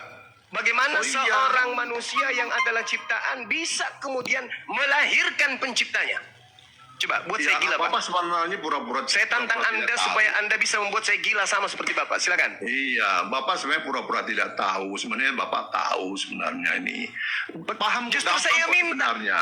Silakan Jangan Anda dipotong dulu, jangan pahamkan. dipotong Bapak. Coba Anda, Jangan dipotong makanya dulu. kurangi curhat. Jangan dipotong dulu Kurangi Bapak. curhat. Bapak itu seperti Yang itu, saya sudah minta perhatikan cara adalah berdebatnya bagaimana seperti Anda itu. bisa membuat saya tiba-tiba gila, bisa percaya kepada seperti apa yang Anda percayai. Ciptaan melahirkan pencipta langit dan bumi. Silakan.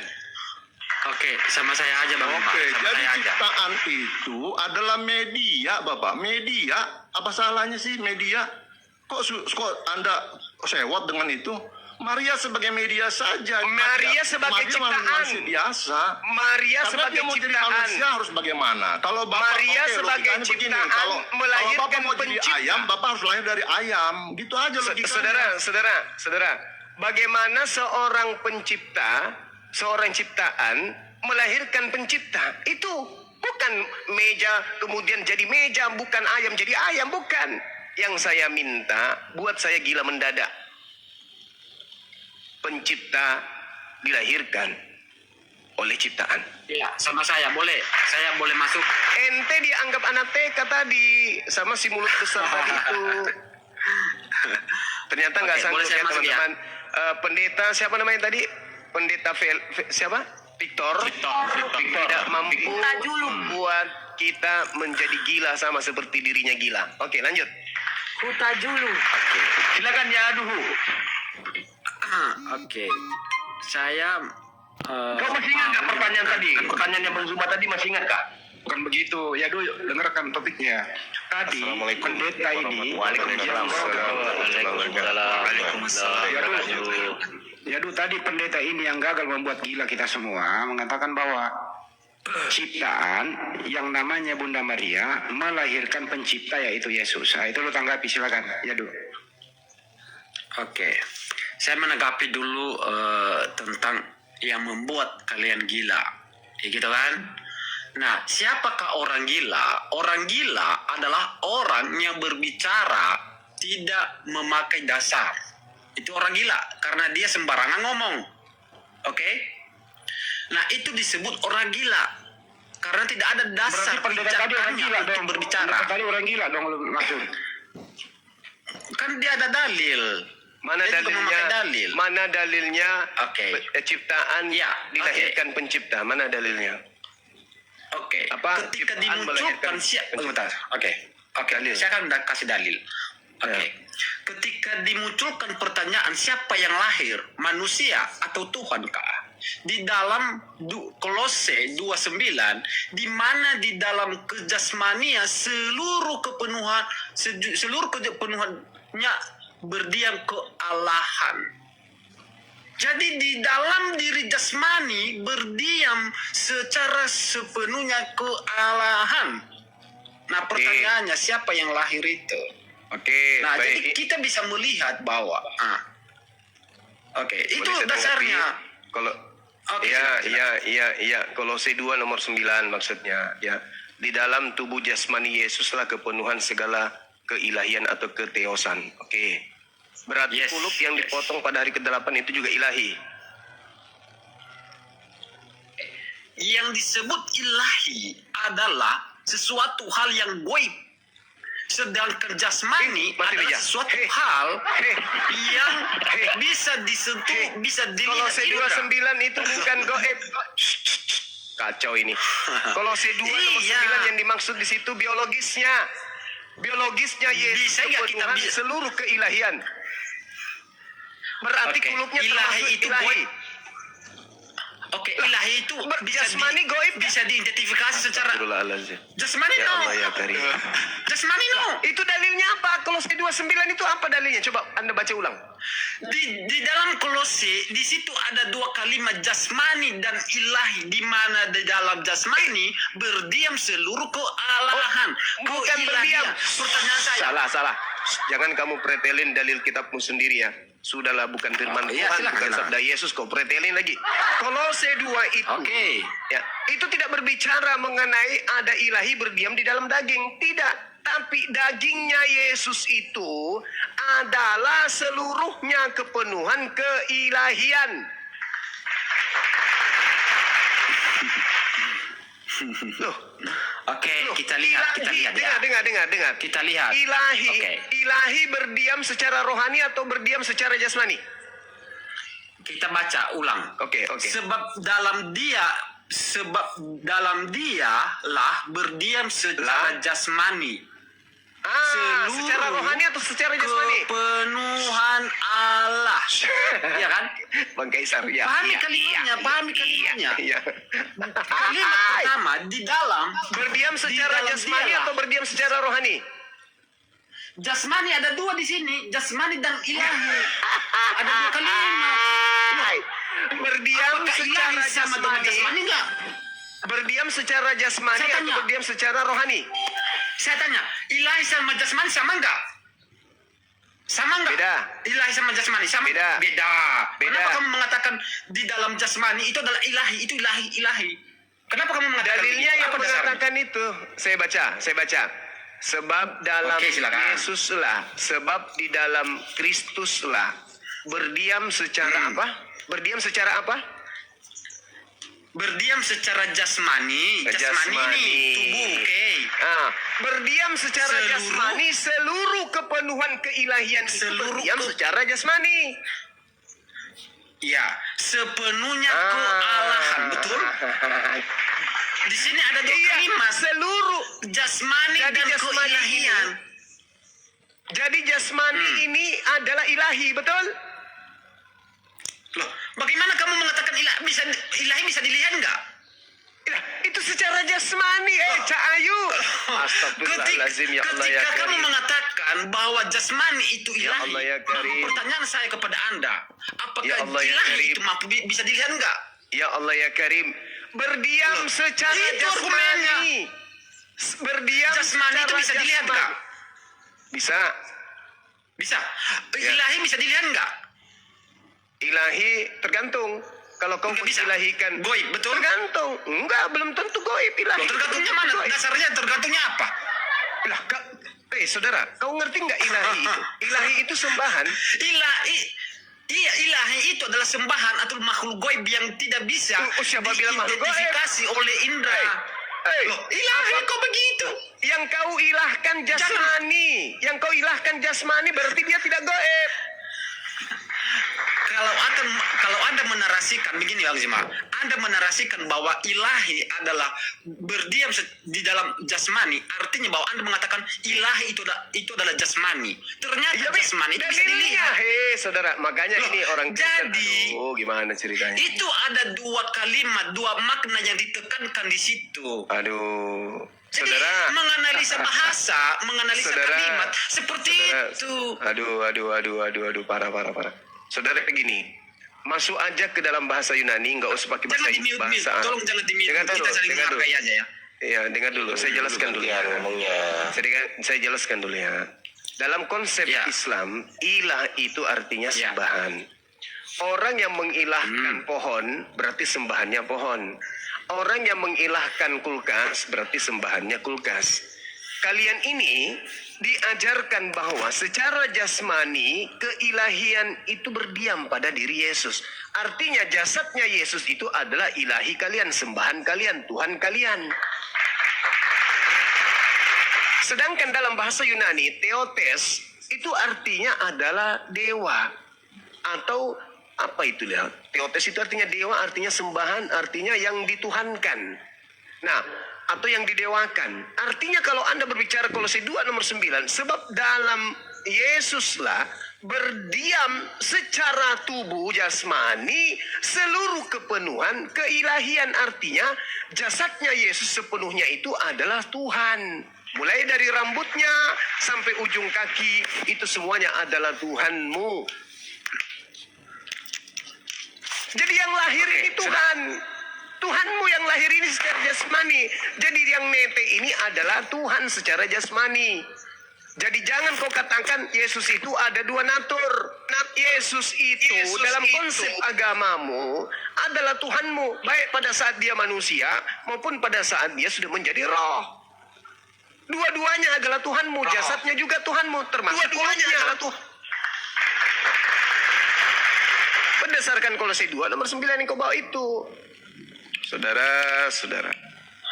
Oke, sudah.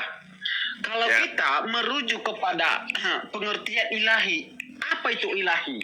Kita melihat Sembahan. pengertian di dalam Sembahan. kalimat. Ilahi adalah yang berkaitan tentang ketuhanan. Oke. Nah, ketika saya menyatakan bahwa ilahi itu adalah ketuhanan, kita melihat apa Tuhan itu bisa dilihat enggak? Tidak. Apa jasmani bisa dilihat? Yesus bisa enggak? dilihat, Bisa. maka dia adalah ilahi yang salah. Ketika saudara Ilah yang mengatakan salah bahwa adalah Yesus, karena dia bisa dilihat. Dia bisa dilihat. sabar. Saya giliran saya sekarang dong. Nah, ketika saudara mengatakan bahwa keilahian itu adalah Ya, berarti jasmani, Yesus itu ilah yang salah, karena Anda Sabar. Anda mengilahkan ilah yang keliru, bukan ilah yang benar. Karena ilah Anda bisa dilihat, malah bisa sabar dibunuh, dong. malah bisa dibunuh. Sabar, nah, ini kan bergiliran lah. Kita saling menghargai aja, saling membantah argumen di sini. Itu aja. Nah, Iya, jadi tapi kalau kan seandainya tidak Anda bisa juga mengatakan kita bahwa- membodohi orang. Narasi itu pakai ilmu lah. Enggak. Ketika kita memberikan argumen, kita mempertahankan sesuai apa yang didalilkan. Ketika orang dalilnya lemah, artinya argumennya gugur. Itu. Mati Mija. Nah, jadi kita itu ya bisa mempertanggungjawabkan apa yang kita argumenkan. Jangan asal cuap-cuap saja. Nah, oke.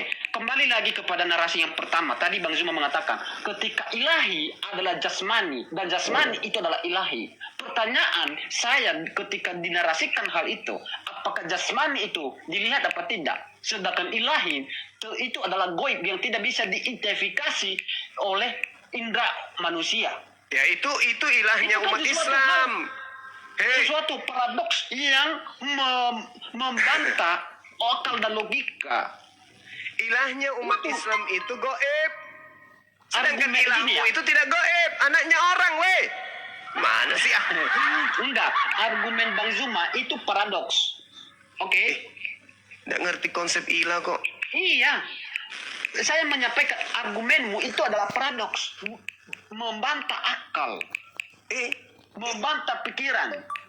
Saya jelaskan di mana saya menyatakan paradoks. Saya jelaskan. Iya, argumenmu itu paradoks karena disebabkan di mana Anda menyamakan ilahi sama jasmani. Bagaimana mungkin jasmani sama dengan ilahi? Itu kan paradoks. Dalilmu Itu Kolose 2 membantah. nomor 9 Cahayu yang mengatakan jasadnya Yesus itu adalah ilahimu. Astagfirullahalazim ya Allah ya Karim. Masolang Oke, generasi. di dalam Kolose gini ya, di dalam Kolose kita menganalisa kalimat ya. Oke, kita menganalisa kalimat Kolose 2 ayat 9. Jadi kita itu belajar menganalisa sebuah kalimat, satu kata. Itu pentingnya kita mempelajari metode langkah-langkah menganalisa suatu Astagfirullah. kalimat, bro. Yang pertama di sini Cahayu. dibunyikan. Lanjut. Coba lihat ini dulu, pahami ini dulu coba. Ya. Paham ini. Keilahian yang hidup dalam bentuk jasmani. Nah, Keilahian yang hidup dalam bentuk jasmani. Gimana Jasmani. nih? Pahami. KBBI bro. Coba kita dasarnya satu. Coba buka KBBI. Coba buka KBBI, Anda buka KBBI. Enggak. Dasar kita KBBI. Silakan buka. Apa yang Saya bukan mau dicari dari KBBI apa? Apanya? Jasmani dan ilahi.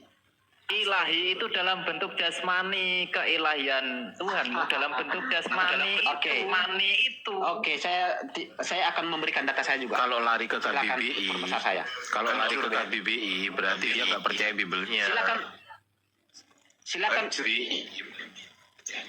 Silakan diperbesar. Saya tolong ya, tolong. Ya, dibesarkan ya. Ya, dia dengan ambil kata ilahi, ilah. Dengan kata ilahi, ilah. Oke. Ini AI kucluk, itu AI bukan KBBI. ilahi dalam bahasa Indonesia secara umum KBBI cari. berarti Ya, dulu. berhubungan dengan Tuhan, ketuhanan atau sifat ketuhanan. Itu Nah iya, Jadi- secara jasmani berarti itu sudah melanggar. sumber. Berarti Bible melanggar etika yang bahasa. melanggar itu sumbernya tadi. Berarti Bibelmu melanggar etika bahasa. Ternyata Siapa yang melanggar etika bahasa? Tadi yang kau baca itu ilahi itu goib atau bukan? Atau tidak? Atau tidak? Tuhan itu goib apa bukan? Ya Tuhan goib, yang Tuhan yang betul goib. Ya iya di dalam penjelasan KBBI itu Tuhan. Nah Yesusmu ini secara jasmani, cangkrek. Yes, aku setuju. Yes. Aduh, izin dulu, Penyoba. Aduh, parah ini. Ya dulu. Cangkrek. Setengah detik. Ya Bu, Yesus itu. Apa yang salah dari narasi saya? Ya Du, dengerin. Yesus itu goib atau tidak itu Yesus? Keilahiannya yang goib. Badannya? No. Badannya goib atau tidak? Dalilnya mengatakan. Badannya no. Oke. Oh, biarin gua kejar. Ada yang salah kah? Apa ada yang salah? Apakah badannya Yesus itu Tuhan? Itu daging manusia. Saya tanya, apakah dagingnya Yesus adalah Tuhan? Bukan. Iya, dalilnya mengatakan Tuhan. Kolose 2 mengatakan Tuhan. Loh. Apa sih? Ada yang salah? Jelaskan narasi saya yang salah. Silakan, mana? Dalilnya asal yang ketawa. mengatakan tubuhnya Yesus itu Tuhan. Di mana Bahkan dalilnya? kentutnya Yesus itu Tuhan berdasarkan Kolose 2 ayat 9. Lanjut Bang Adi, lanjut Bang Adi. Lukas 2 nomor 11. Inilah yang disebut orang gila. Kenapa? Karena dia bernarasi tanpa dalil. Dengerin dulu. Tadi pendetamu ngomong di sini, Bunda Maria itu melahirkan Tuhan. Pertanyaannya, Bunda Maria itu melahirkan roh atau melahirkan tubuh? Jasmani. Secara jasmani dan keilahian. Oke, apakah semua yang dilahirkan Maria itu adalah Tuhan? Tidak, karena ada jasmani. Berarti Maria melahirkan dua macam. Di dalam keilahian dan kesasmanian, betul. Oh iya, ini dia nih. Ya, di sini doktrinnya orang gila nih. Bunda Maria melahirkan dua oknum. Gimana sih? Dalilnya ada kok. Orang gila itu adalah orang yang tidak berdasarkan dalil. Ya udah kita lanjut lagi. Ya udah. Gue selesaikan di sini dengan cara tebak sesingkatnya nih. Ya. Apa sih? Baik. Ada yang salah. Jelas kemana salahnya? Oke. Siapa Tuhannya Maria waktu Maria melahirkan Tuhan? Ya Tuhan Yesus. Jadi Maria Tuhannya adalah anaknya. Ya iya. Astagfirullahaladzim. Gila semua ini orang ini. Loh. Apa sih? Ada yang aneh di situ. Aneh lah, gila lah itu. Anehnya di mana? Letaknya anehnya di mana? Coba kita dengerin baik-baik ya, dengerin ya. Tuhannya Maria adalah anaknya Maria, begitu? Kalau di dalam jasmani itu adalah kemanusiaan, iya betul. Tetapi firman itu sejak kekekalan sudah ada. Saya ulang kembali. Siapa nama Tuhannya Maria? Ya Tuhan Yesus. Oke, siapa nama anaknya Maria? Ya Tuhan Yesus. Berarti anaknya Maria, Tuhannya Maria. Karena firman ilahi itu adalah... apa sih? Apa sih? Biasa aja lah. Oke, cukup. Pertanyaanmu ya, itu hanya dalam satu paradigma yang ada ketekankan. Oke, lanjut ya. Terakhir. Mana lebih tua, mana lebih duluan ada Maria atau Yesus? Ya kalau secara keilahian ya Tuhan Yesus, kejasmaninya ya Maria. Berarti lebih tua anak daripada ibu. Kejasmania lebih tua ibu. Loh kok lebih tua ibu daripada Tuhan? Oh, ya emang manusia Tuhan saya katakan. Apa saya berarti Yesus bukan begitu? Tuhan.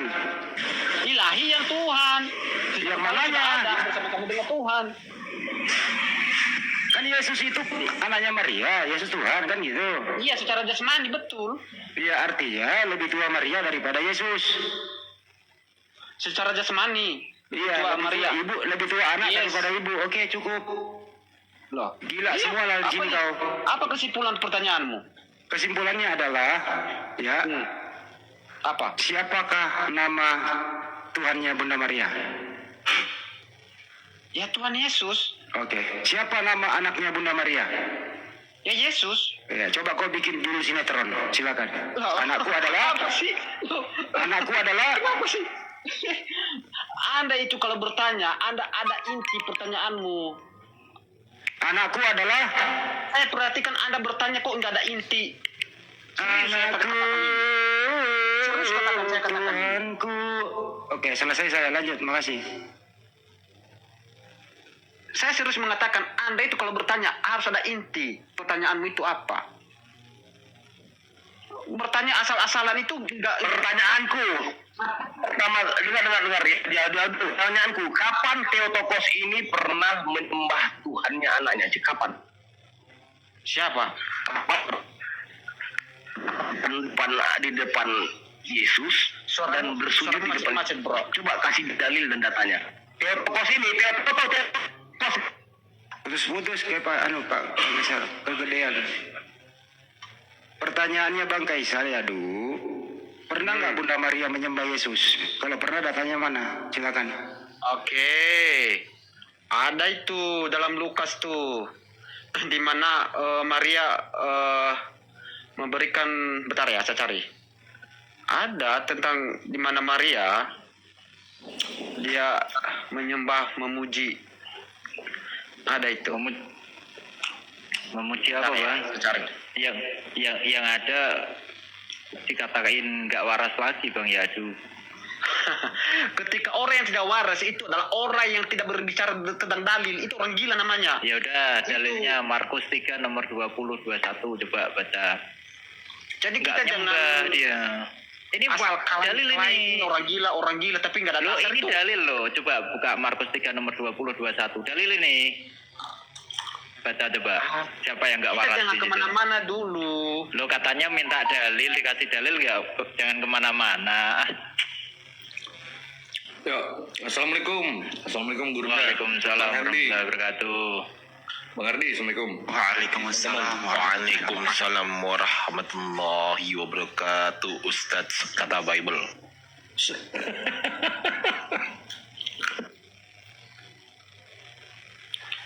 Oke. Ke Pak Pendeta Victor tadi, Pak Pendeta Victor nih, saya kembalikan ke topik ya, mengatakan bahwa ciptaan itu melahirkan sang pencipta. Bunda Maria ciptaan, Yesus adalah sang pencipta. Jadi ciptaan melahirkan sang pencipta. Pak Victor silakan, bikin gila kita semua di sini, Bang. Silakan.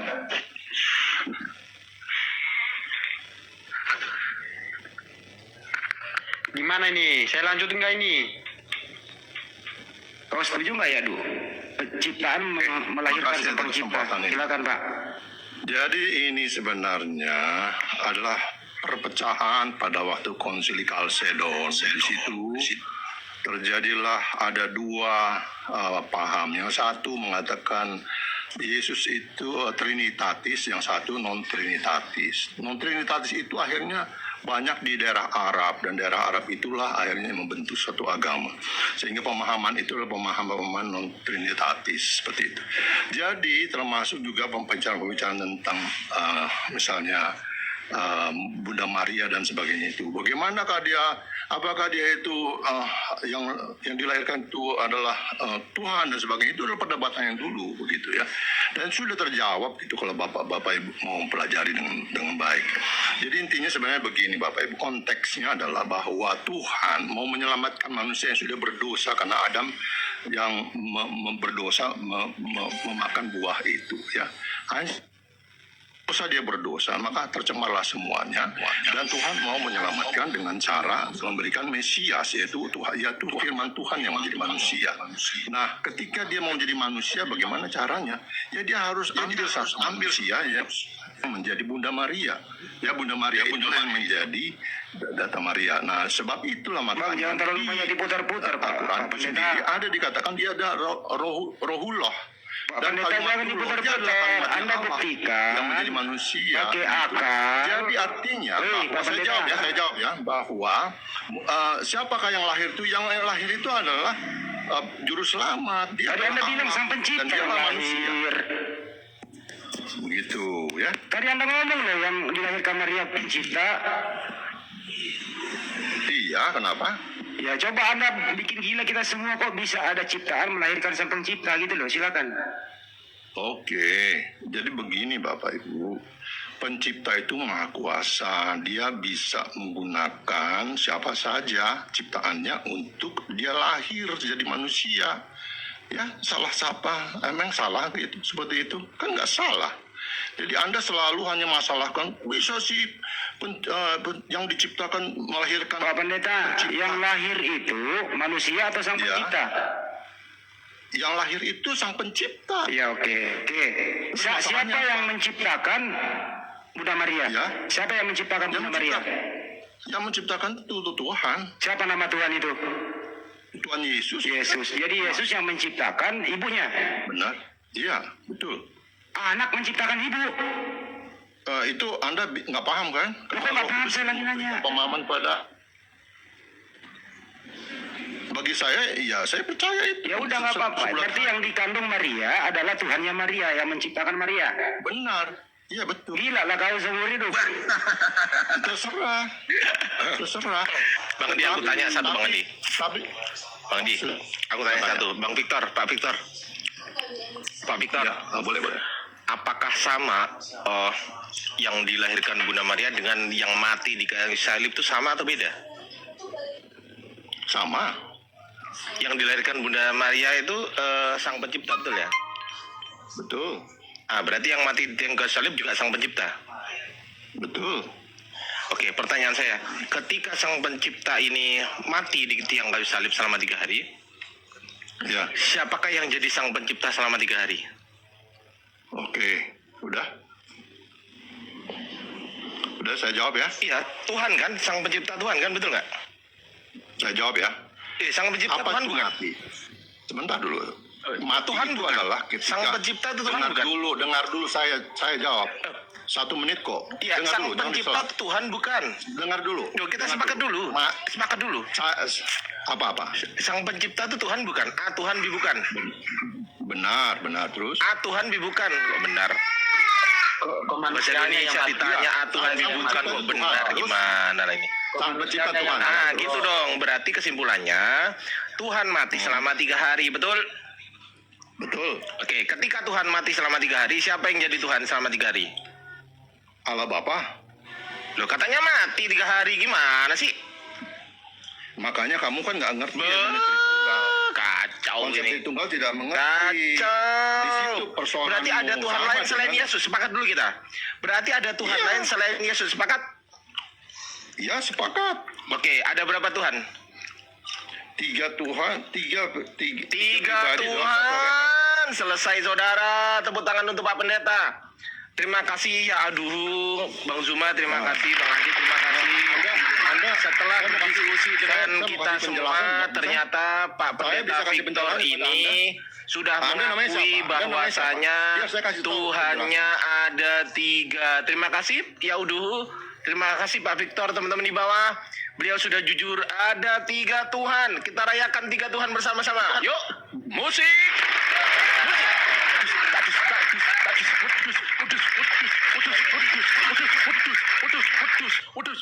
Nah, lanjut. Sudah. Hebat kali Tuhannya ya, sang pencipta mati 3 hari ya Pak ya. Pak Ada 3 Victor. Tuhan, Bang Andi. 3 Tuhan ini. Oh 3 Tuhan. Oh mati 1 ada 2 yang jaga. Iya, kan 3 Oh. Tuhan, santai aja. Oh nggak dengar tadi gua. Kok bisa ada 3 Tuhan ya? Kalau ini mah temannya Luka Tambunan ini mah keluarga tuh 3 pribadi 1 keluarga. Salam 3 Tuhan ya Pak Victor ya. Lanjut. Bapak aja yang 3, saya 1 aja. Ya Du, apakah kau setuju dengan pendetamu ya Du?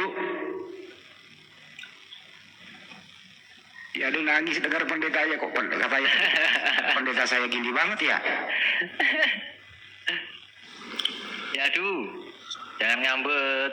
Ini magister Ngambek teologi. ini ya, Dude. Ini magister teologi tapi kau kayak maba semester 3 itu loh. Wah ya aduh, terdiam. Siapa yang mau ospek lagi nih maba ini? Bang Andi aja lah, lanjut lah. Tapi pada diem gimana nih coba? Apakah dia Sini sebentar, menyadari, kontak dulu. Ya, apa Pak dia Victor. menyadari kesalahannya ya? Pak Victor. Izin, Pak Victor. Halo, Pak Victor. Dosen ini ya? Kayaknya pendeta itu, pendeta dia. Pak Pendeta. Pak Victor. Waduh, merenung ini udah. Pingsan ini. Udah merenung nih pingsannya. Nah itu tadi Ya, saya mute. Sampai sekarang dia nggak bisa buka mute gitu loh. Bang. Oh, Bang Ardi yang mute. Harusnya gini. Harusnya di STT diajarin bagaimana cara buka mute di Komal Islam gitu. Di STT dulu. Oke. Ya. Oke, udah. Berarti yang saya jelasin dari tadi nggak ini ya, nggak nyampe ya. Udah Ya, selesai. nyampe, Pak. Udah diakui sendiri sama Pak Pendeta. Tuhannya 3, selesai, mau ngapain? 3 Tuhan. Sampai. Saya mau kasih Sampai tahu ke kita, begini, Pak. 3 Tuhan, Pak. Tuhannya orang Kristen itu 3 pribadi 1. Loh, 3 Tuhan tadi. Bapak ngomong 3 Tuhan. Ya bolehlah Anda sebut 3 Tuhan. Loh, yang nyebut itu Bapak, bukan saya. Yang mengatakan 3 Tuhan Iya. tadi Anda, kenapa Anda menuduh kami? Lucu Anda ini. Iya. Ya sudah 3, ya udah nggak usah diskusi lagi kita, Supaya selesai. Anda mengerti ya, supaya Anda mengerti yang saya maksud adalah 3 pribadi dalam satu hakikat dan 3 pribadi. Pertanyaan Bukan. saya, 3 pribadi itu apakah ketiga-tiganya Tuhan atau ketiga-tiganya bukan Tuhan? Oh iya pasti Tuhan, kok Anda bingung? Saya ulang pertanyaan saya. Apakah A, ketiga-tiganya Tuhan atau B, ketiga-tiganya bukan Tuhan? Ketiga-tiganya Tuhan. Ya sudah 3 Tuhan berarti. Apalagi? Iya, kenapa kok Anda bingung? Iya juga Kalau ya. Anda nggak Sesuai Anda dengan udah jadi ajaran Kristen. Yesus itu kalau Anda menuhankan 3 Tuhan. Ya. Pernah nggak Yesus mengajarkan Anda untuk menyembah kepada 3 Tuhan? Oh, dia menyembah 1. Tuhan kami 1. Tuh, tadi 3. Yang betul yang mana? 3. Anda itu Dasar mincela-mincela Loh, mau gimana Anda dah. ini tidak konsisten? Anda harus konsisten. Kalau Tuhan Anda 3, katakan 3. saudara itu saya masuk ya. Saya masuk. Anda itu ya, Anda itu hanya menangkap kata-kata saya, kata Tuhan saja, tetapi Anda tidak memahami keseluruhan. Saudara, Ya. Anda yang menyatakan Jadi Tuhan Anda 3 begini tidak usah Bapak, Anda Ibu, supaya ngeles. Anda tahu tentang itu ya. Itu ya, Tuhan itu ada firman-Nya, ada identitasnya, ada rohnya. Iya, Identitasnya pribadinya kita 3, saya siapa? paham. Iya, 3 pribadi, satu hakikat. Tuhan Hakikatnya. Yesus, rohnya itu Betul. Roh Kudus. Ya, Iya. jadi kalau kami menganggap dia 1 begitu. Tapi Anda bilang 3 Tuhan boleh, silakan. Itu Anda mau menjebak ke situ, Bukan terserah. kita yang menjebak, Pak, sampean yang menyatakan. Tadi kan ditanya 3 pribadi satu hakikat. Iya, Ketiga-tiganya benar. Tuhan atau ketiga-tiganya bukan Tuhan? Iya, Anda kan cara seperti itu menjebak saya untuk Tidak. mengatakan bahwa 3 Tuhan. Ya, Kalau coba Anda dia tahu Pak, ini sebenarnya konyol. Izin saya aja dulu. ketuhanan Iya, Tuhan, iya, Bang. ketuhanan Tuhan Coba dia aja, itu Pak Victor. adalah Tritunggal. Pak Victor, apakah Bapak itu adalah Tuhan? Oh, bukan, saya manusia, Bapak. Bukan, Bapaknya Yesus. Bapaknya Yesus ya Tuhan. Tuhan, baik. Apakah Yesus Tuhan? Ya Tuhan. Apakah Roh Kudus Tuhan? Tuhan. Ada berapa Tuhan? 1. Gila. Oke. Itulah. Sebenarnya Anda begini ya. paham. Saudara-saudara Islam Kalau Anda ini paham cuma tidak jadi mengerti Kristen, kata Bapak. Esa. Ya. Kalau Mereka Bapak sudah paham. Itu nggak masuk akal, Pak. Bapak Jadi itu Pak Victor, Pak Victor, Pak Kenapa Victor. Bapak nggak paham? Saya kasih tahu ya rahasianya. Kenapa Bukan Bapak kita yang tidak paham. Karena Roh Kudus tidak membukakan kepada Anda. Lah bahasa kudus lagi. Dari tadi kita Jangkrik, diskusi sama jangkrik. sama Iya. ternyata. Anda tidak akan mengerti tentang Tritunggal karena itu ilmu yang sangat Bapak ini kan tinggi. magister Itu teologi. misteri Tuhan. Pak, Bapak Misteri ini kan Tuhan. magister teologi, betul nggak Pak? Jadi Bapak misteri S2 Tuhan ya? itu tidak semua Enggak, saya tanya dulu, Anda Pak. mengerti. Pak, Ya. saya tanya, Bapak magister teologi S2 berarti ya? Iya betul. S2, dulu diajari bahasa Yunani? Diajari bahasa Yunani? Apa mau ngapain? Diajari nggak? Mau ngapain? Diajari nggak? Nah, Anda mau jebak apa? Loh, kok jebak? Pak kan cuma tanya, Pak. Orang kalau merasakan dia kejebak, berarti selesai. Selesai itu. Enggak lah. Nah, Loh, ya, kalau enggak Anda diajari bahasa Yunani nggak? Saya tanya. Anda begini, Anda itu terjebak dengan bahasa. Diajari apa enggak? Ini pertanyaan bukan menjebak ini. Untuk Ya pemahaman. salam. Ya. Mulai. Jadi Anda tahu bahasa Arab. Sama aja lah, mau Pemahaman sarjana sama juga. teologi, mau magister teologi, kucluk semua, nggak ada yang beres ini orang. Nggak ada urusan, Bang Ardi. Ini nggak ada urusan ini orang ini. Ya itulah jadi Apa yang Anda Bapak harus pelajari? mengerti tentang Apa yang Anda Tritunggal pelajari ya, tentang Bapak. teologi ini, Pak? Izin teman-teman, tolong jangan dipaksa orang pintar. Mainkan aja. Tiga Jangan dipaksa penafsiran pintar. ya. Jadi begini Bapak, saya kasih tahu ya. Di Alkitab itu tidak ada kata Tritunggal. Nah, Terus? pada waktu itu bapak-bapak gereja bingung. Loh, kok di sini ada bapak mengatakan, ya inilah anakku yang kukasih ini.